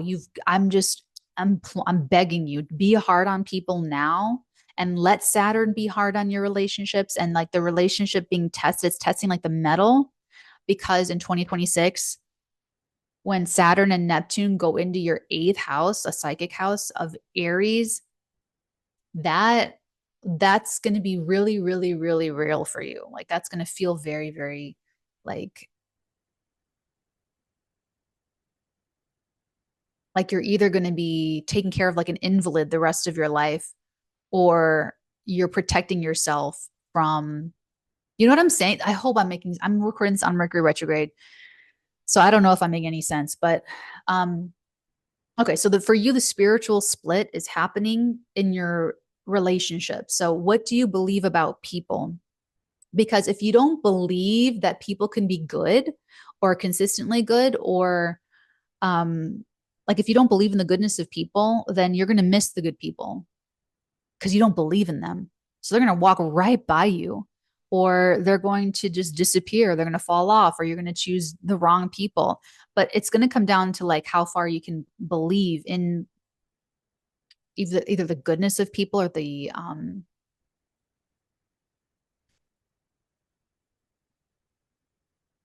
okay. I have a Virgo friend. She fell for this horrible like scammer guy, and like he took all her money, and then the um the rock bottom was so hard that it got her into mental health care, and now she works surrounded by people that have something going on like in the mental health. So she's surrounded by people that are Pisces in the seventh house. They're suffering, they need help, they have challenges. She's using that energy in a better way. So you Virgos, you don't want to be in a business relationship with someone you feel sorry for. Okay, shit like that, you gotta like cut it out, because then you're going to be, that's the invalid you're going to be caring for from 2026 to the rest of your freaking life. Like, you know what I'm saying? Like, it's going to be like, you really do want to be very hygienic when it comes to your self-esteem. Like this is your new moon. So this is you planting seeds that you want for your life and also in yourself and about yourself. And with the opposition to Saturn, someone's helping you. They're either shutting you out and putting up a boundary, and they're teaching you how to level up to that standard, or you and another mature person, or you and someone else doing something together on the same wavelength. Honestly, I just see like professional stuff. Like maybe it is, unless you're a parent with a spouse, if you're actually like married to another person. So it could be you making some big moves as a parent, as like maybe something with your spouse as parents, maybe as like the leader in your job. Like this would be like you as an authority in your career. You're doing something and you are maybe you got feedback about, a product that you sold, and you know what I'm saying, and or you're, someone reviewed it and you're making an infomercial with them, or like, you know what I'm saying, like there could be something where you're doing this, it's your new beginning, but it has a lot to do with your beliefs about other people, whether they're your clients or your spouse or a partner or something. So you're very much in the spotlight. So you guys, with you just have to be so stand up in all of your relationships, like all the time, like for these 3 years from 2023 until 2026. Like Virgo just had to be super perfect in the relationships. But let's see, you also have Mercury in your psychic house, 12th house, trining Chiron in the 8th in Aries. So that's really great for psychic stuff. If some Virgo, sun, moon risings don't like, are not interested in spirituality or psychic stuff, that could be kind of like, not everyone wants to have their own spiritual experience. So some Virgos could feel kind of like uncomfortable sensing things, uncomfortable with spirituality, uncomfortable with emotions, uncomfortable with channeling emotions, and uncomfortable with remembering their dreams. Some Virgos could be very like disquieted, and you know what I'm saying, like about that stuff. So it depends. It very much depends. Then you also have Uranus and Taurus in the ninth house. This is like a jackhammer to the bedrock of your belief system since 2008. Since 2018, I'm sorry. Since 2018, Virgos have had, so Virgo, here it is. This is a spiritual splitting with the relationships, because you're either using the momentum, you're going with the momentum, and you're elevating your beliefs, and you're elevating how you behave as a teacher, mentor, guide, foreigner, how you speak about your life experience. You're speaking about, you're philosophizing. You're philosophizing your life experience differently. You're either going with that momentum and going with what you're learning. Maybe you have a teacher, you have instructors, you have people that you're learning from that are helping to educate you. So you're either going with the momentum, you had a blessed ending in the career or as a parent or as a spouse, and it's made way for this new beginning that's personally important to you with that partner, with that other person, or with your clients or with the public. Or some Virgos managing a crisis.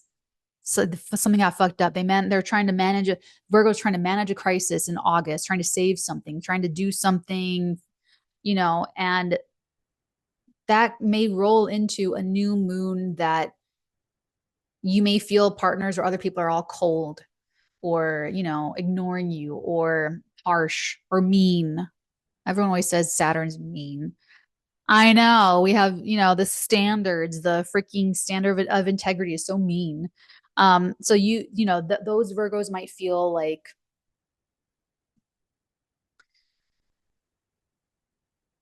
they are crystallizing their rut with their belief systems, and they're going to be kind of shuffled around and have to deal with people that are reflecting their beliefs back at them, that are crystallizing. Uranus in the ninth house, trining over to Pluto in the fifth. If Virgos are taking the momentum, and if you're the Virgo and you have like elevated your beliefs about the world and about life, and maybe you're even like writing and publishing and marketing differently and very big. Maybe you became a teacher from 2018 until now. Some of you could have actually become gurus and guides and teachers. You might have become an authority on some subject that you didn't even know that you were like an expert on. If you're going with that momentum, then you just got to choose the right people, choose like consistently the consistent people, and use the Uranus trine to Pluto to from September to November fall in love, be creative, passion projects, relationships with your children, um, maybe even like uplifting the culture through a creative project. That's my vote for you guys, but like, that's just me. So it could be a lot of fun. It could really, but has to be a choice, has to be free will choice. And you have the choice with the new moon in your sign. Love you, Virgos. Take very good care. Enjoy your special new moon. Hello, my lovely Libras, sun signs, moon signs, and rising signs. Welcome to your very hidden, very subconscious new moon in Virgo in your 12th house of secrets and sorrows and self-undoing. So it doesn't have to be that dramatic. Maybe you're just doing something behind the scenes that you're not really ready to share with the world yet, but maybe you're going to be releasing something. We'll see. Because this new moon is going to oppose Saturn in the 6th house, and together they T-square Jupiter and Gemini. The bigger story is to stabilize and concretize that Pisces area of life and let yourself be disabused of your own illusions, your own projections, your own bullshit, so that you can actually have, excuse me, so you can actually have a better, like,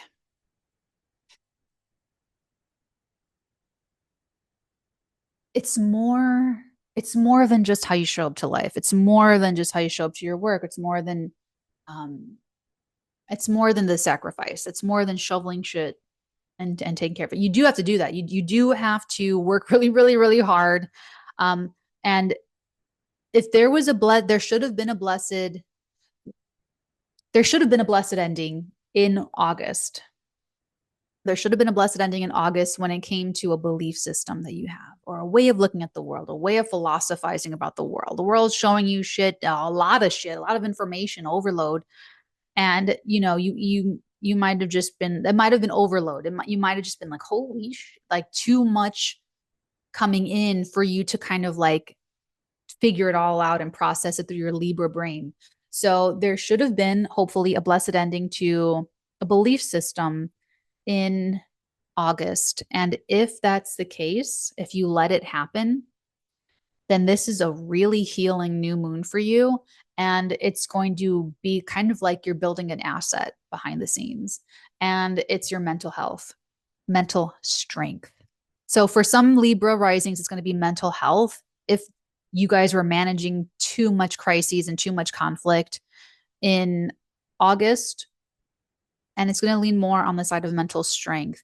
If you had a good boundary and shut out like an incorrect belief system, or maybe even a relationship with like a foreigner, or some kind of like, you know, maybe you Libra risings could have even let go of a teacher, a guru, a guide, a philosopher. Maybe you figured out that they fucking suck. Maybe they can't do letting go of an astrologer, letting go of a person like that. Like maybe they fucking lied. Maybe they exaggerated. Maybe they lied by omission. Maybe they led you on. Maybe they kept information from, like, it could, if there was a falling out with one of those kinds of people, it probably was pretty epic because it comes down to like all this belief stuff. So hopefully there was a blessed ending. If there was, it makes way for a very healing, like I said, a healing new moon in your 12th house. This is like a relief of anxiety, a relief of fear, a relief. And it's opposing that Saturn in the 6th house, which means that you're going to be able to manage the stress and the burden of the daily life because of a new belief, or because of a new teacher, or because of a new mentor, a new guide, a new philosopher, maybe you're taking in 𝚃𝚑𝚎𝚎, or you downloaded the Stoa app and you're listening to, Marcus Aurelius, and you know what I'm saying? So it doesn't have to be like a live human being person, maybe, but doesn't have to be. But so this is going to be a little bit like dramatic for Libras. Like I feel like you guys are feeling really like rested or relieved. Maybe you're going on vacation or you're getting some time off. That would be a good idea too, actually, around the new moon. Let's take some time off. But like it's either going to be like something that's helping you with life and you feel like cosmic support. Maybe you're feeling, maybe this is synchronicities for you. Maybe this is like things are like really falling together and coming together for some of you guys, because that Pisces, you need to concretize like how to manage daily life and have structure. Maybe the kids are running around all crazy and you know, okay, we got to like chop here, and maybe it's something as like kind of like that. And but you're getting it all kind of like organized, you're getting it all together. And this new moon could be you taking advantage of a blessed opportunity, a blessed and protected opportunity. It could be that there's a person, if it's a teacher, guru, guide, mentor, yoga instructor, I don't know, maybe you're getting like a new like a trainer, maybe it's even just as simple as that, but they are also a dietitian and they're helping you, and they can redo your closet, and they're helping you like organize all of these different things so that your daily life is more um like put together and everything. Or and that's going to be the best. That's going to be like it's blessed and it's very protected. If it's not, if there were more crises that you're managing in the month of August, then this is a little bit like you're getting even more information that was contrary to what you previously believed, and it may be a bit more of like a forced timeout, like a forced surrender moment. Taurus area, your eighth house of bonds and boundaries, has been the table flipped since 2018. So you've been having to like revolutionize how you share with other people, and the bonds and the boundaries and what you let in and how you approach life changes. Just in general, trining over to the Pluto now in your fourth house, this this is doing a lot of deep, gut-wrenching, soul-ripping work, but also like family systems, family karma, and going through and like cleaning out the closet, like Eminem, like total cleaning out the closet. And like I said, like if you've been using the momentum of this, then you're way more trusting in life changes by now. And you're kind of like easier going with the flow and like spearheading some of this, where you're the one that's saying, okay, I see everything all at once, and these are the changes I want to make in my family and my family structure. And with the legacy I leave behind, like karmically, and this is like, because this is a karma house for you, the 12th house, this new moon, your 12th house, very karmic. So very past lifey as well. So if you're going with it, going with the momentum, you can make amazing strides overhauling like your home, your house, your living, your family. And, everything's changing in a very positive, like inspired new direction. So just don't get caught up in thinking like narrow-mindedly with Saturn and Neptune in the sixth house. There's so much more than what meets the eye in life. So you might feel like you just need a break. Like honestly, the work isn't everything, and the daily life or the health difficulties, there's more to life than all of that. So just take a break from it all, get some R&R, and try to like come back, and you might see things a little bit differently. But if it's not that mundane, if it's more spiritual and deep, then I would be on the lookout for teachers and gurus and guides and literature and any travel opportunities and foreigners and anyone that can help you expand on that, expand on the beliefs that might have riled you up and gotten you kind of freaked out in August. But trust, that's what you're learning with Uranus and the Taurus. Trusting. You want to do this because in 2026, when Saturn and Pisces, that's where the spiritual splitting for you is does your daily life account for spirituality? That's where your split is. You've got to incorporate spirituality as part of your day-to-day life, or you will not manage it. You will get overwhelmed, and it's going to mess with your perception. And you don't want to make decisions with a fucked up perception. Excuse my French. I'm really American. I'm really Chicagoan. So take care of that daily stuff now, spirituality in the daily life. And you don't want to do it through wine every day or shroom microdosing shit every day. You don't want to do it through pot every day or a joint every night or whatever. Actually, if you're doing I have spiritual exercises for you if you want to smoke pot every day. And it's okay. If there's just one or two little hits of some exercise, if you want, just email me, and my link's down there. So, but you want to do that because in 2026, when we have Saturn and Neptune going into your 7th house, there's going to be a lot of stress on your one-to-one relationships. And you need to figure out how you're going to manage your life spiritually and emotionally these last couple years from now until 2026, so that you can really be solid and be there for your partners.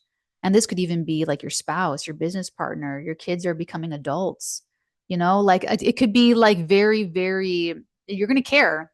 Okay, let me just put it that way. You're going to care.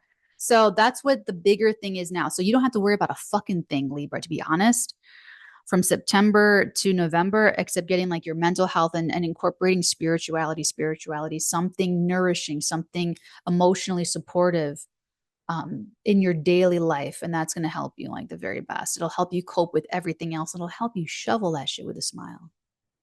I love you, Leaves. Besties, take very good care. And Mercury in Leo is trining Chiron in your 7th house. Very healing conversations with friends, groups, associations, maybe even someone you meet on social media, or like a friend, an acquaintance may become a good friend, or like a best friend, or you know what I'm saying? There could be like, or that's, it depends if they're like a teacher or something like they like, you could hire somebody that from, I did that. I found a teacher through TikTok. So like you could, like you could, it could be something like that too. All right. Love you guys. Take very good care. Thank you again for taking up the Libra mantle of consciousness. Hello, Scorpio, sun signs, moon signs, and rising signs. Welcome, willkommen to your Virgo new moon happening in your 11th house of friends, groups, and associations. So the bigger spiritual splits happening in your 5th house of true love and the heart and the subliminal self, your inner child, your creative passion projects, your children of the body, of the mind, of the heart, and dating life. And so this is where you have to love yourself so hard. You might feel like your dating could be kind of confusing for Scorps. Having children could be like, ooh, do I really want that? That could be kind of difficult. Scorp, or is this creative thing going to work out? All of those kinds of things could be kind of iffy for Scorps right now.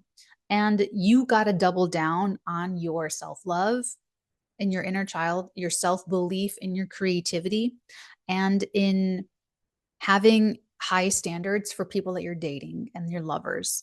They have to pass the test of integrity, because with that Neptune there, you could be attracting in all kinds of kitchen sink, garbage sink stuff of people, So, but you got to make the choice. So the new moon's in your 11th house of friends, groups, and associations. You get to plant seeds in this area. You get to make new friends. You get to talk to people, post on social media. Hopefully, now you want to firm up that Pisces area before 2026, because that's where your spiritual split is happening. Like, how high can this love go? How creative can I take this thing? When it goes into Aries, that's going to be, is this shit worth the sacrifice? Or did I sell out and cave and crumble when I should have doubled down on my standards and my beliefs? This would be like you commit to, like, this could be like you commit to filming like a superhero franchise for the next decade of your life. And it turns out that the next Quentin Tarantino in a couple years wants you to do something and you can't because you're contractually obligated to do the other thing. And that's you shoveling your Aries shit for a while, and you can't do, you know what I'm saying? But if you had just waited a little bit longer, you would have found each other. You know what I'm saying? So it's like that's the attitude you guys want to take. But you got to declutter and clean out the friendships and the groups and the associations. You got to be picky. You got to nitpick. You got to organize where everybody goes. You have to be a little bit more screening with your acquaintances to get, if you had hopefully you had a blessed ending in August, getting over like a traumatic event or working through grief or paying off a loan, paying off a debt, neutralizing some hard feelings, getting rid of negative thinking, getting rid of ruminations, getting rid of any kind of negativity, to be honest, or a resistance to life changes. And maybe, anything resenty, anything like holding you to other people like in a negative way. So, bonds and boundaries. So hopefully there was a blessed ending, because this could be making a way for a blessed and protected new beginning in how you bond with another person or an institution. This could be creative collaborations. This could be, a friend. Someone starts out as a friend or an acquaintance, becoming later on maybe like a very close friend or someone that you end up dating or falling in love with, or like, you know what I'm saying? So it's like there's something kind of serious showing up positively for Scorpios.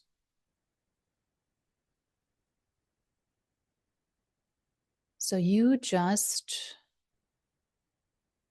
want to individuate and take like your self-love very, very, very seriously, have very, very high standards. Mercury in your 10th trining Chiron in your 6th. Could be some tender, delicate conversations with parents or your children or with your staff, or you're getting criticized from them. Uranus, if you have been leaning into the momentum, I don't know any Scorpios that have, unless they're like spiritual already, but like Scorpios that don't pay attention to astrology or anything, like since 2018, Uranus has been shaking up your relationships. And you guys are the ones that I'm always telling you guys, you don't want anything you have to manipulate to keep. I'm always telling you guys that. And so 2018, they're just your partners, your public, your audience, they're just not going to play along with whatever you want them to play along to. And if you've been going with that momentum, then you've been able to just let them do what they want to do and not try so hard to steer and control or inspire or coerce or guide through or whatever the fuck, you just let them express and give hold space for them, and then let them inform you and teach you and like elevate your approach to relationships and let you rise to the occasion to serve the higher vibration, because you guys have the higher vibrations in your relationship house. So that's the other person. It could be they take the transit, of course, but it's how you look at them. It's how you approach the relationship. So they're teaching you through being weird or unpredictable. They're teaching you how to treat them. And that is grooming. Adults, we groom each other. We're always teaching people how to treat us through bonds and boundaries. Like, get the entire fuck out of my face if you treat me like a motherfucking option. You know what I'm saying? Like, we're always doing that. So you are being groomed by the unpredictability of your audience, your public, or the other person, your spouse, whatever. So if you've been going with that momentum, this trine to Pluto in the 3rd house, that is like you're overhauling. You could have really cool people around you that are just revolutionizing your mind and empowering you. And isn't that so much fun? Power. If Scorps are resisting this,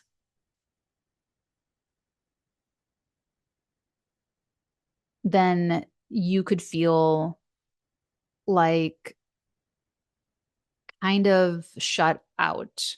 You could feel like your stomach just drops, like something with the like this new moon T squares the Jupiter in the eighth house. Like that's going to be like you're going to feel some big feelings about that. You know, so it'll be like a lot more of maybe something that you were trying to kind of like something kind of weird in August for you guys.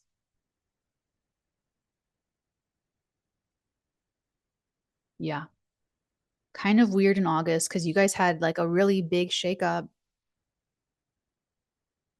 A really big shakeup. So anyway, so hopefully this was like August was like a blessed ending with like a fear or something holding you back, or even just like a way of connecting with even just other people, or even like a website, or just any kind of influence, because it's not just bonds and boundaries with other people, it's bonds and boundaries with like everything. So are you able to steal your mind? Are you able to change your thinking? Are you able to block out certain things? Are you able to, you know what I'm saying? So that's what we're talking about here. Hopefully you haven't gotten like off course, off course. Okay, love you, Scorps. Take very good care and enjoy your new moon. Thank you again for taking up the Scorpio mantle of consciousness. I appreciate you. Hello, my lovely Sagittarius, sun signs, moon signs, and rising signs. Welcome, welcome to your new moon at the very top of your chart.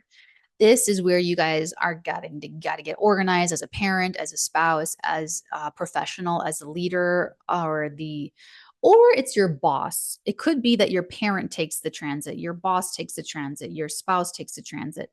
So it depends. But in any case, this is a new start for you professionally. This is very visible at the very top of your chart. And it does oppose Saturn in the fourth house. So Saggies are the ones that they're not getting a lot of emotional support. They're not really getting any, you guys are not getting any coddling. You got to do it all on your own. And this is where the spiritual splitting is taking place for you guys. You have to believe in yourself, because this could create such a self-sorry victim mentality that you cement your rut and you just are going to feel shitty forever. Like you have until 2026, because in 2026, Saturn and Pisces, Saturn and Neptune are going to move into Aries in your fifth house. And you're either going to walk into that transit feeling amazing about yourself and like full of creative possibility and joy, or you're going to go into it feeling even shittier. You have to have the emotional resilience is being built right now. So the new moon at the very top of your chart opposes Saturn. You've got to clean these areas up. You've got to clean up your professional space and your reputation because of you being so mature, because of how well you're taking care of yourself and how much you're loving yourself, and having boundaries against letting family karma mess you up. That Neptune can get you so distracted and lost in feelings, lost in one feeling, getting stuck in a feeling. Like if Saggies are resisting and really like fighting it, then Saggies can get stuck in a feeling for a long time. I've been stuck in one feeling for like months and it's terrible. It's like prison. Well, I mean, you know what I mean? So you could like crystallize your rut emotionally where you're just not going to break out of it, or okay, or you're not, or you're going to mature and you're gonna like, okay, I'm more mature now, I love myself, and now I'm going to be able to like re reimagine the career. They're T squaring Jupiter in the seventh house. This is really all down to like what your clients are telling you or what your partner's telling you. You should have had a blessed ending in August when it came to partnerships and one-to-one relationships, or even just your approach of like it really could have been someone leaving you or you leaving someone. And if whatever way it worked out, blessed ending. Blessed ending. Okay. And at this time, if you let it go, if you let the relationship drama go in August, this is making way for a brand new, fresh start in the career space with other professionals, with your parent, with your spouse, with your client, with your public, with your the other people that are there. So that could be really, really lovely for Saggies, where there's like options and there's new people and there's, you know, so you are going to get like new people coming in. So hopefully you got rid of either, you know, the relationships were blessed endings in August and it cleared space for new people to come into your life, or the issue, like, you know, the hangups or whatever. So the Uranus in your sixth house, this is where you want to take that momentum and really let yourself up level your day-to-day life, your day-to-day living. Definitely incorporating technology or AI to help like offload or offset some of the drudgery or some of the routine things. Maybe hiring staff, having people help you, being able to delegate. It's trining over to Pluto in the second house. When you do that, Saggies could make a lot of money. Saggies, this is the last, like, this is like the millionaire, billionaire, big money, like, you guys have it. So September to November, but this new moon in the top of your chart opposing Saturn, like, some Saggies could really miss it because they're depressed or because they're feeling sorry for themselves. And it could be, you could get lost in that fog. So if you can use the momentum and go with it, then it's easier for you to let go of baggage. It's easier for you to drop dead weight. It's easier for you to incorporate like healthier habits into your life. It's easier for you to be open-minded to like services or AI that could help you or streamlining certain things. And it's directly making you more money. It's directly, you know, um, making you feel better about yourself. Mercury in your ninth house is trining Chiron in your fifth house. So these are delicate conversations with teachers and gurus and guides, or you are sharing your life stories. You're being like the teacher guru guide with your children. Oh, that's so sweet. I love that. So you could be very gentle and very communicative with the kids right now too, if you have any children. Or I would recommend, if you are creative and you post or something, that you could be communicating healing, very, very healing and very empowering. So this one looks very much like, you know, you guys, there was something in August. So that was either a blessed ending, you were either managing crises in relationships, or you were answering opportunities. Maybe it's a little bit of both, but at the new moon, you definitely, with Uranus retrograde and Pluto back into Capricorn and the Saturn and Neptune shenanigans at the bottom of your chart, like, so much of this is at the bottom half. So Saggies, you really just focus more on taking care of yourself emotionally and allowing everything else to orient around you, just like setting your mind straight in your heart, and with like having good boundaries with the family karma, and like growing up emotionally. And like, honestly, everything else is going to be okay. Everything else will be just fine, because there's going to be people, there's going to be more people, new people, different people. So don't worry about people and don't worry about the career. So you just want to be very hygienic about it and be very correct, dot your I's, cross your T's, and just you have to be also very morally upright and very, very legitimate. Love you guys. Take good care. Thank you again for taking up the Sagittarius mantle of consciousness, and have a great new moon. We will rock you. Capricorn, Capricorn, Capricorn, Capricorn. It's Capricorn's time, guys. It's 29 degrees of Capricorn, September to November. This is our time. It's all of our time. I don't care what's happening in your life. I don't care if your life is going great or shitty or whatever the fuck. It's our motherfucking time, Capricorns. All right. So straighten your little crowns and get out there and make it happen, because this is our new moon in our ninth house. Whatever your story is, share the story. Be hygienic about it. Don't lie. Be upright about it. Okay. It's in Virgo. It's very correct. It's very demure. So it's a new moon in the ninth house in Virgo. It opposes Saturn in our third house. Honestly, and they will T-square Jupiter in Gemini in our sixth house. So honestly, Capricorns, Saturn and Pisces, this is where the spiritual split is happening for Capricorns. It's a very, very big deal. This is going to be sad for me to see the Capricorns that don't make it, because I don't want to see anyone not make it, but I really don't want to see Capricorns not make it, sun, moon, risings, because you're my people. Like, the fuck? Come on. Like that would disappoint me. But anyway, so it's really in the mind. It's really, really mental. It's a mind game. So you're going to have mind traps. You're going to have ego traps. You're going to have mental traps. You're going to have mental delusion traps. You're going to have rose colored glasses traps. You're going to have deception, deceptive words, deceptive thoughts, deceptive perceptions. Like perception is reality is even more true for us. It's even worse or better or better. So this has really been very serious, mentally serious. Get the Stoa app, do the Stoic journaling. Like you need something to mentally take care of yourself. That's really what caps have to work on. Yes, it can also be writing projects. This could be travel. This could be for some of us getting like new teachers, mentors, gurus, guides, or we become the guru, guide, mentor, storyteller.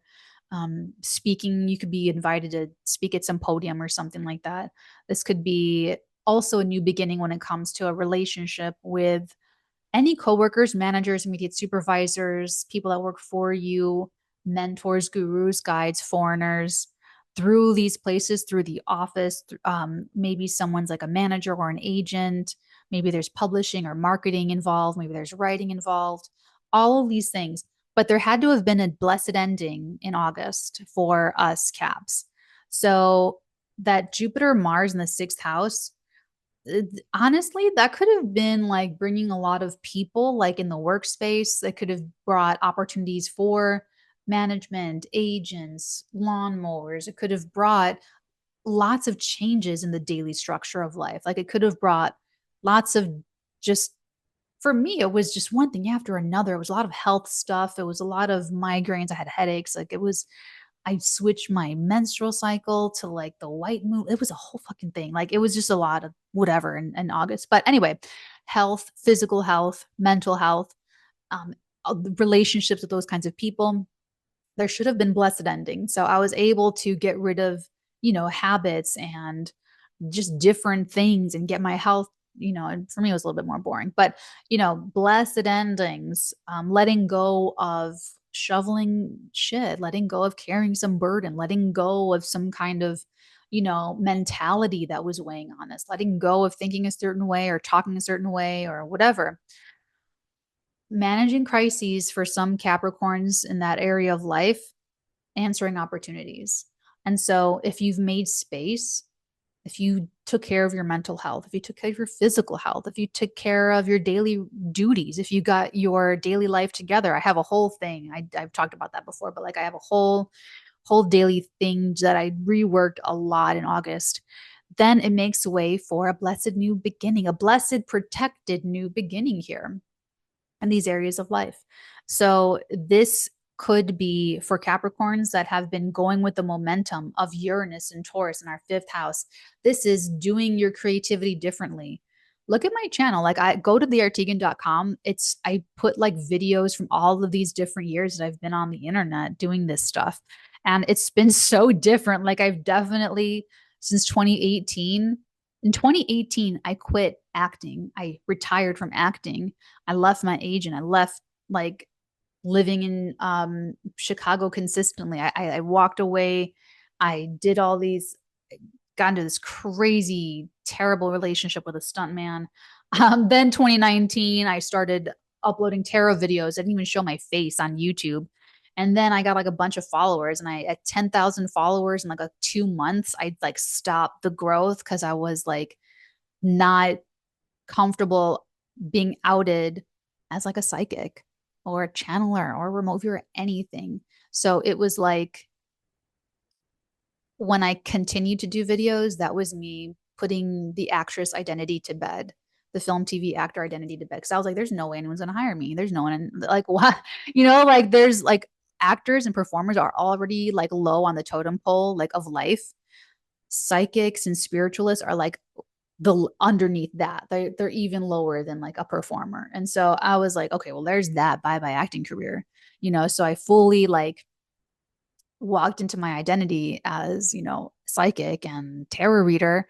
And I stuck with that because I'm like, okay, this is where we're going. This is what it is. And this is who I am. And people need this service. There's like a need for this too. And so, you guys, people are writing in, asking me for reading. So then I just got weirder and weirder. And now I'm like telekinetic. And so, it's like since 2018, if we have been going with it but do you see how the momentum has built from 2018? It started with me quitting acting. It started with me saying, this is not my identity anymore. And my whole life just like spun out. And I went into screenwriting. I was like, I'm going to be a screenwriter. Done acting, I'm going to be a screenwriter. Then 2019 got on YouTube and I'm like, oh my God. Okay. So I'm really not going to, and this is, wow, identity shift. This is more authentically who I am though, 2020, 2021, 2022, 3, 4, change after change after change, doing different things with the channel, going in different directions, doing that differently, even writing different writing projects, learning, taking a screenwriting class about how a showrunner writes TV shows. You know what I'm saying? So I've been like evolving and going with these big different changes. And so look at your life. How have you been like changing? Just compare your heart space, your creativity, your people that you're dating, and how that has changed. Or your children could have also taken this as well. You could have seen your children being crazy and weird since 2018 too. So if you've been going with those caps that have been going with the momentum of all these big changes from September to November with this Uranus trining Pluto in our sign, oh my God, our identities are going through another big shift from September to November. And it's really going to be juicy and it's going to be good. And whatever it is, it's going to be more like who we really are. And it's going to be very empowering and very creative. Like this is very potent, creative, physical power too. It's a new moon in our 9th house. This is like a grand earth trine for us, like even just by sign. So this is the pot of gold at the end of the rainbow for the Capricorns that are prepared. And you're prepared if you've been taking care of the mental health. And guys, I discovered the stoicism and it helped. That's like, it was a turning point. It was a turning point. There's been turning points for all of us. And so you just have to nail that down, like the mental strength and the mental resilience, and not fall for like if you believe in like the Harvey Weinstein method and structure, and if you like, that's where your limit is. That's where the spiritual splitting is happening for Capricorns, is literally what you really take seriously in your mind. Do you really think that? Do you really believe that? You know what I'm saying? Like, what do you think? So like, if you believe in all like the shitty stuff, then you're cementing the Capricorns that have been resisting since 2018. Capricorns are like crystallizing their mental blockages. They're crystallizing where they cannot grow beyond a certain thought. Like they come up to a thought and then their cognitive dissonance is like, go back. And they're like, okay, like they just go, they're just like, that's where they tap out.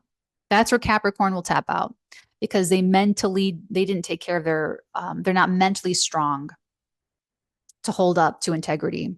They're not taking responsibility for how they're speaking. They're not using their words the right way. Bro, I told you, we've been trying to do this. Like, come on, like, that's why I'm saying, like, I don't want to lose any Capricorns, but if Capricorns choose against it, there's absolutely no way anyone else is going to come in and save the day. It's you in your mind. It's you in your own mind. So That's where the spiritual splitting is happening, is really, it comes down to what you think and what you say that crystallizes and cements your little tomb or your little coffin or your little rut. Um, so that in 2026, when Saturn and Neptune move into our fourth house of home and hearth and kith and kin, ouch. And it's going to square us. And oh my God, that could be a very painful, painful come down. But it's because of the mental stuff. It's because of the what you're saying, what you're thinking. So this new moon, use the new moon in the ninth to clean out the clutter of your belief systems and what you're publishing, what you're projecting, what you're writing, what you're saying, what you're thinking, what you're sharing. And, you know, roll with that. It's never too late to do the right thing. And so just, you need to start.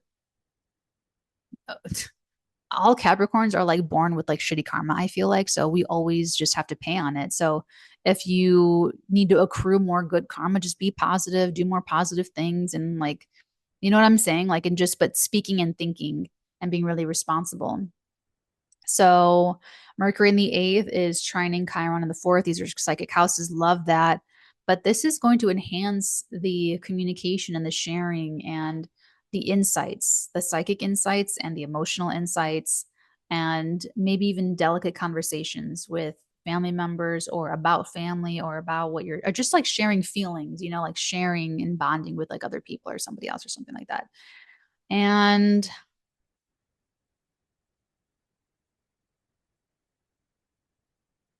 honestly, Caps, I feel like we just know better.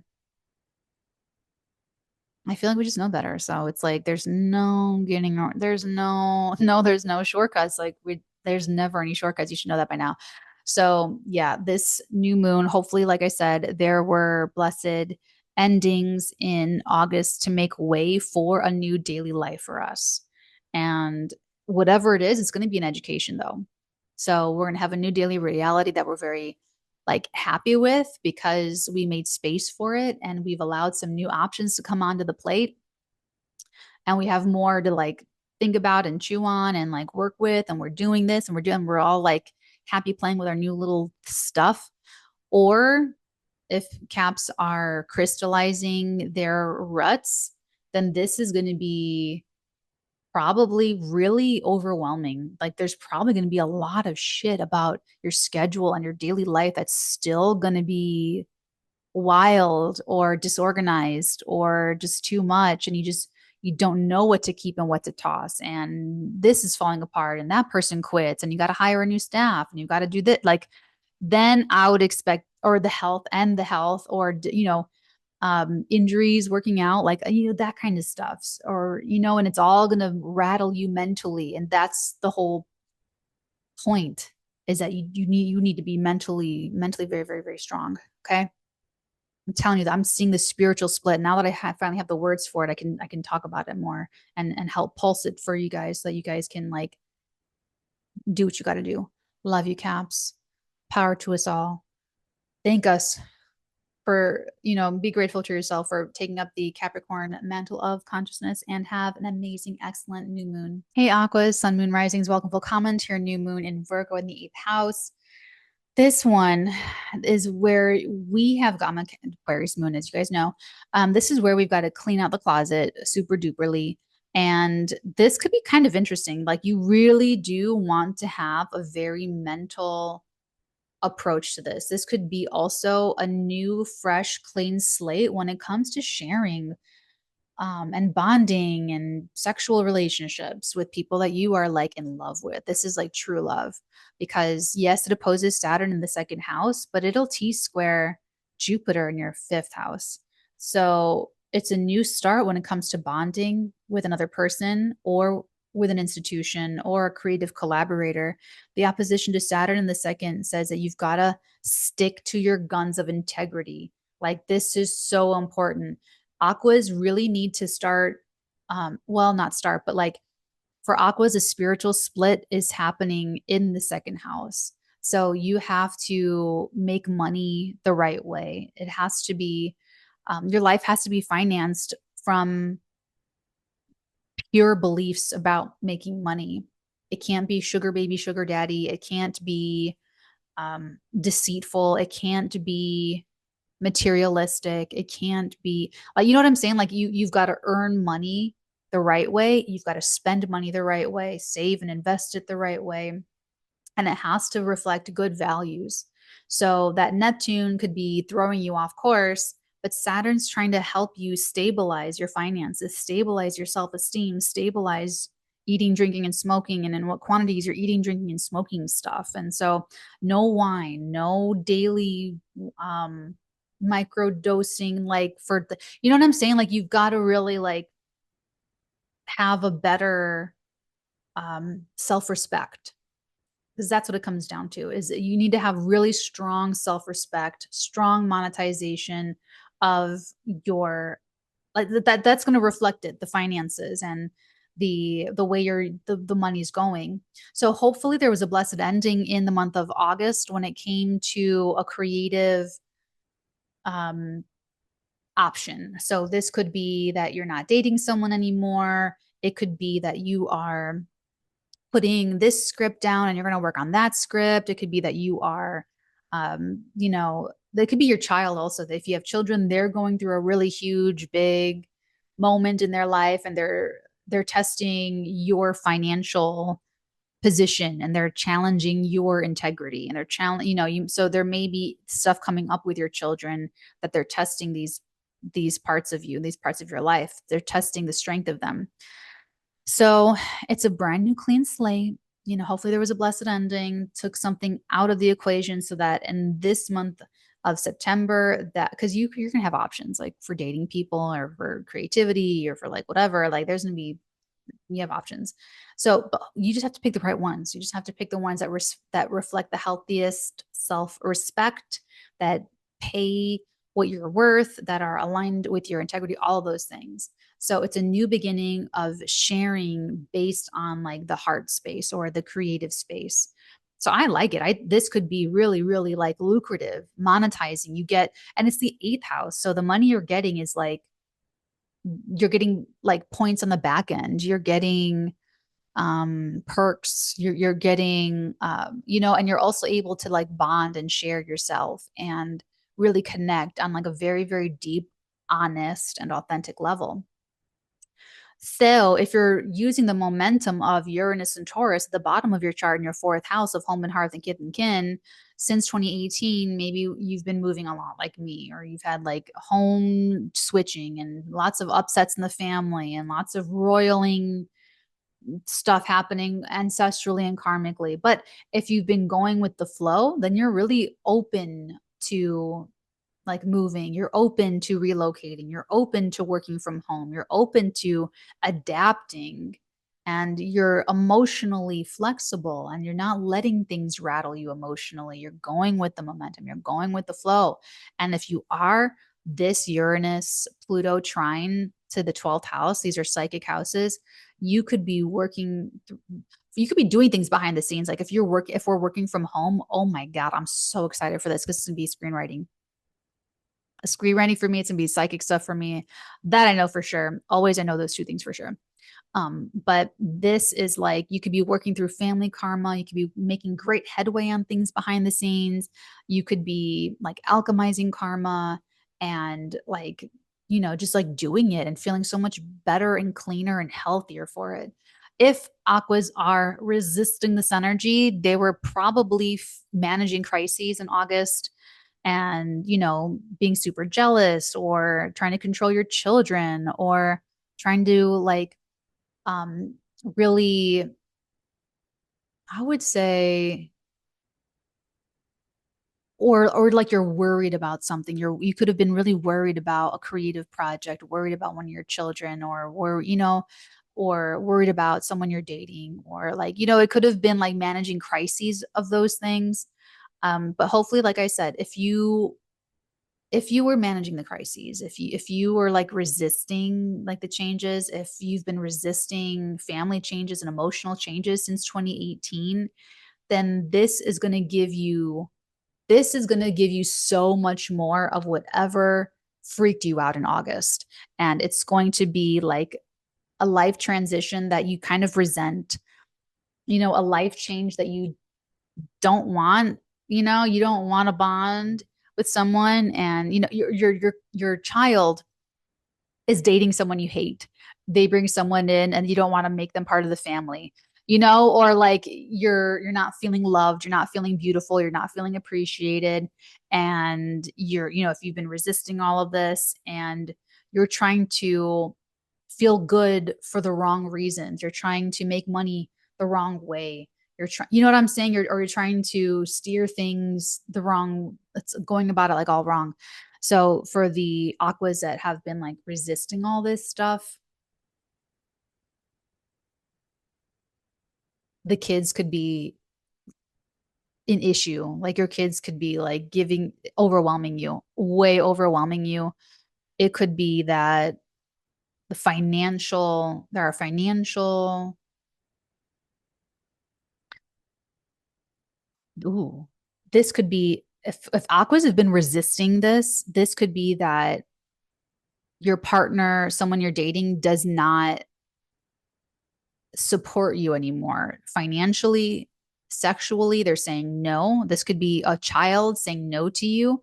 They're kind of like, it's a new beginning, but instead of a bond and sharing, it's a boundary. And your kid is like, nope. You could even be doing that. You could even be putting up a boundary and saying no to your child, saying, no, we don't have the money for this. No, I'm not going to date you. No, you're not in alignment with my values. No, I'm not doing this creative thing. No, I'm not. You know what I'm saying? So it could go either way. Like your kids are the people you're dating, the creative collaborators. You to them to you could be, yes, we're going to be getting closer, or no, this is the boundary. It's however you think you need to clean this up, because that's decluttering, it's organizing. So Aquariuses are really trying to figure out like where those lines are.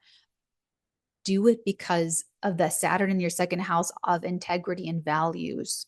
That's going to be the very best, and just hold firm to that.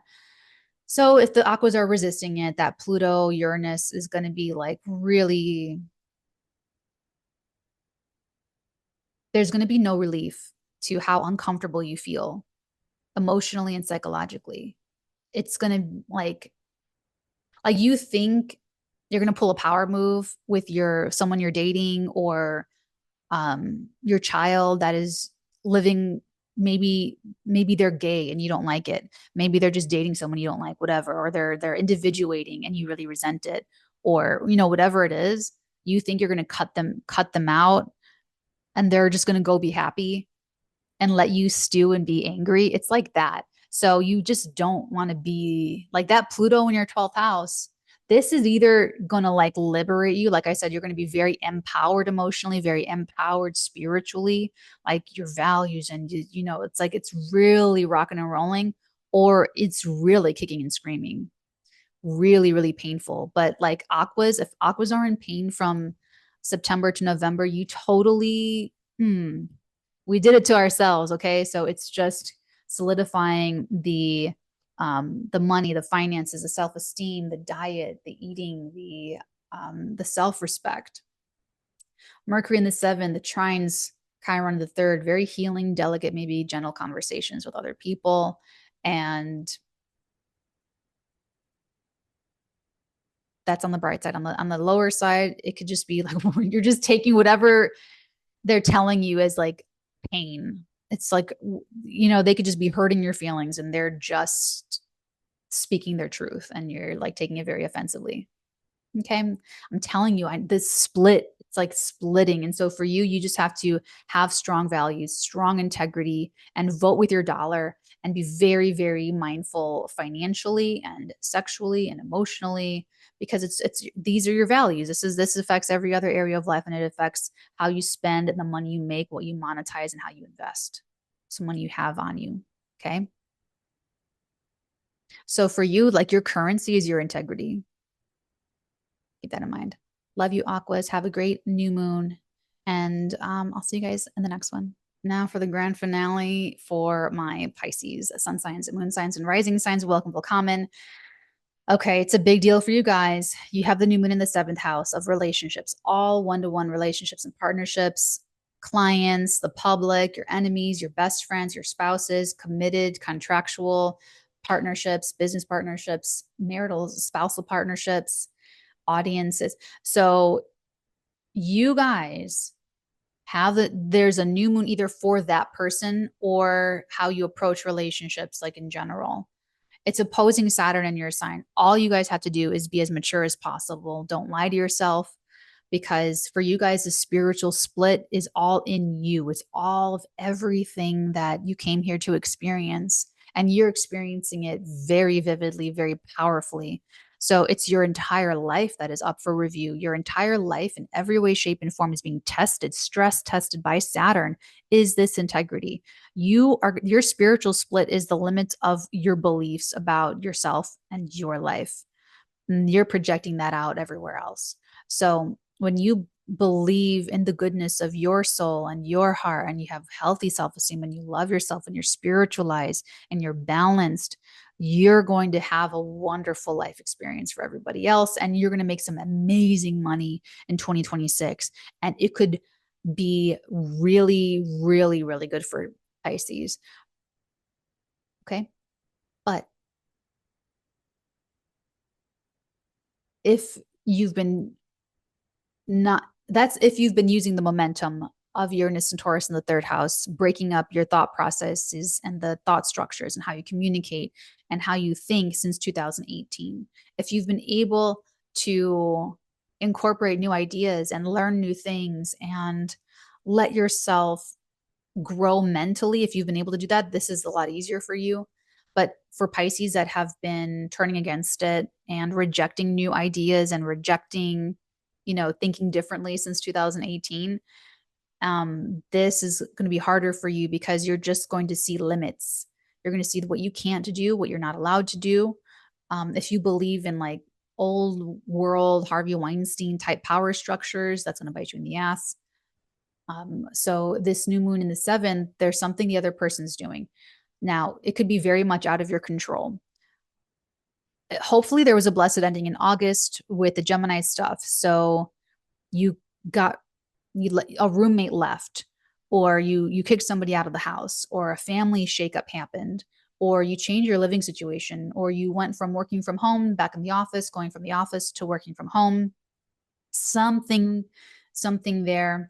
And it made way, hopefully, for this brand new start for you guys, because the new moon opposes Saturn in your sign, T squares Jupiter.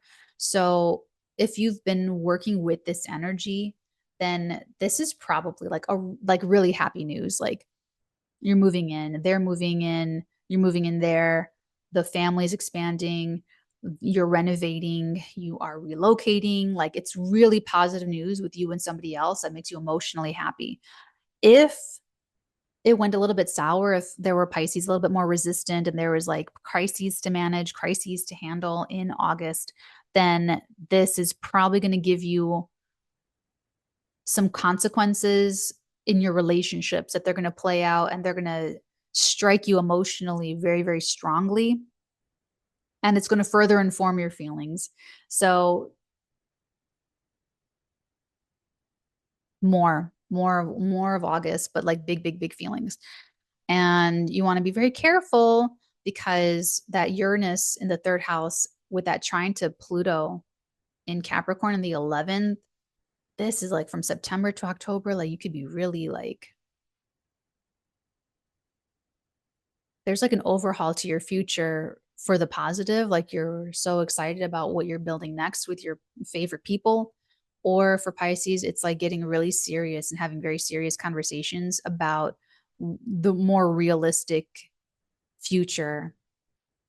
Now, this could be where your friends may be kind of helping you. Oh, but I don't want to get too into the weeds, because I don't have your chart right in front of me.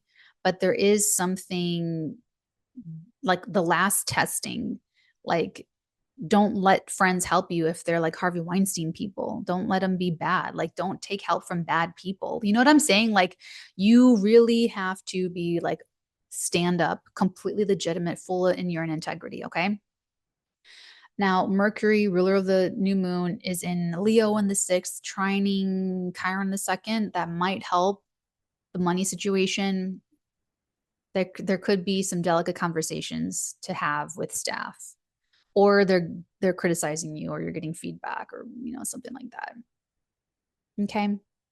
So for you, the spiritual split is all in you. It really all comes down to you. Love you, Pisces. Take very good care. Hope you have a great new moon. And thank you again for taking up the Pisces mantle of consciousness. I appreciate you.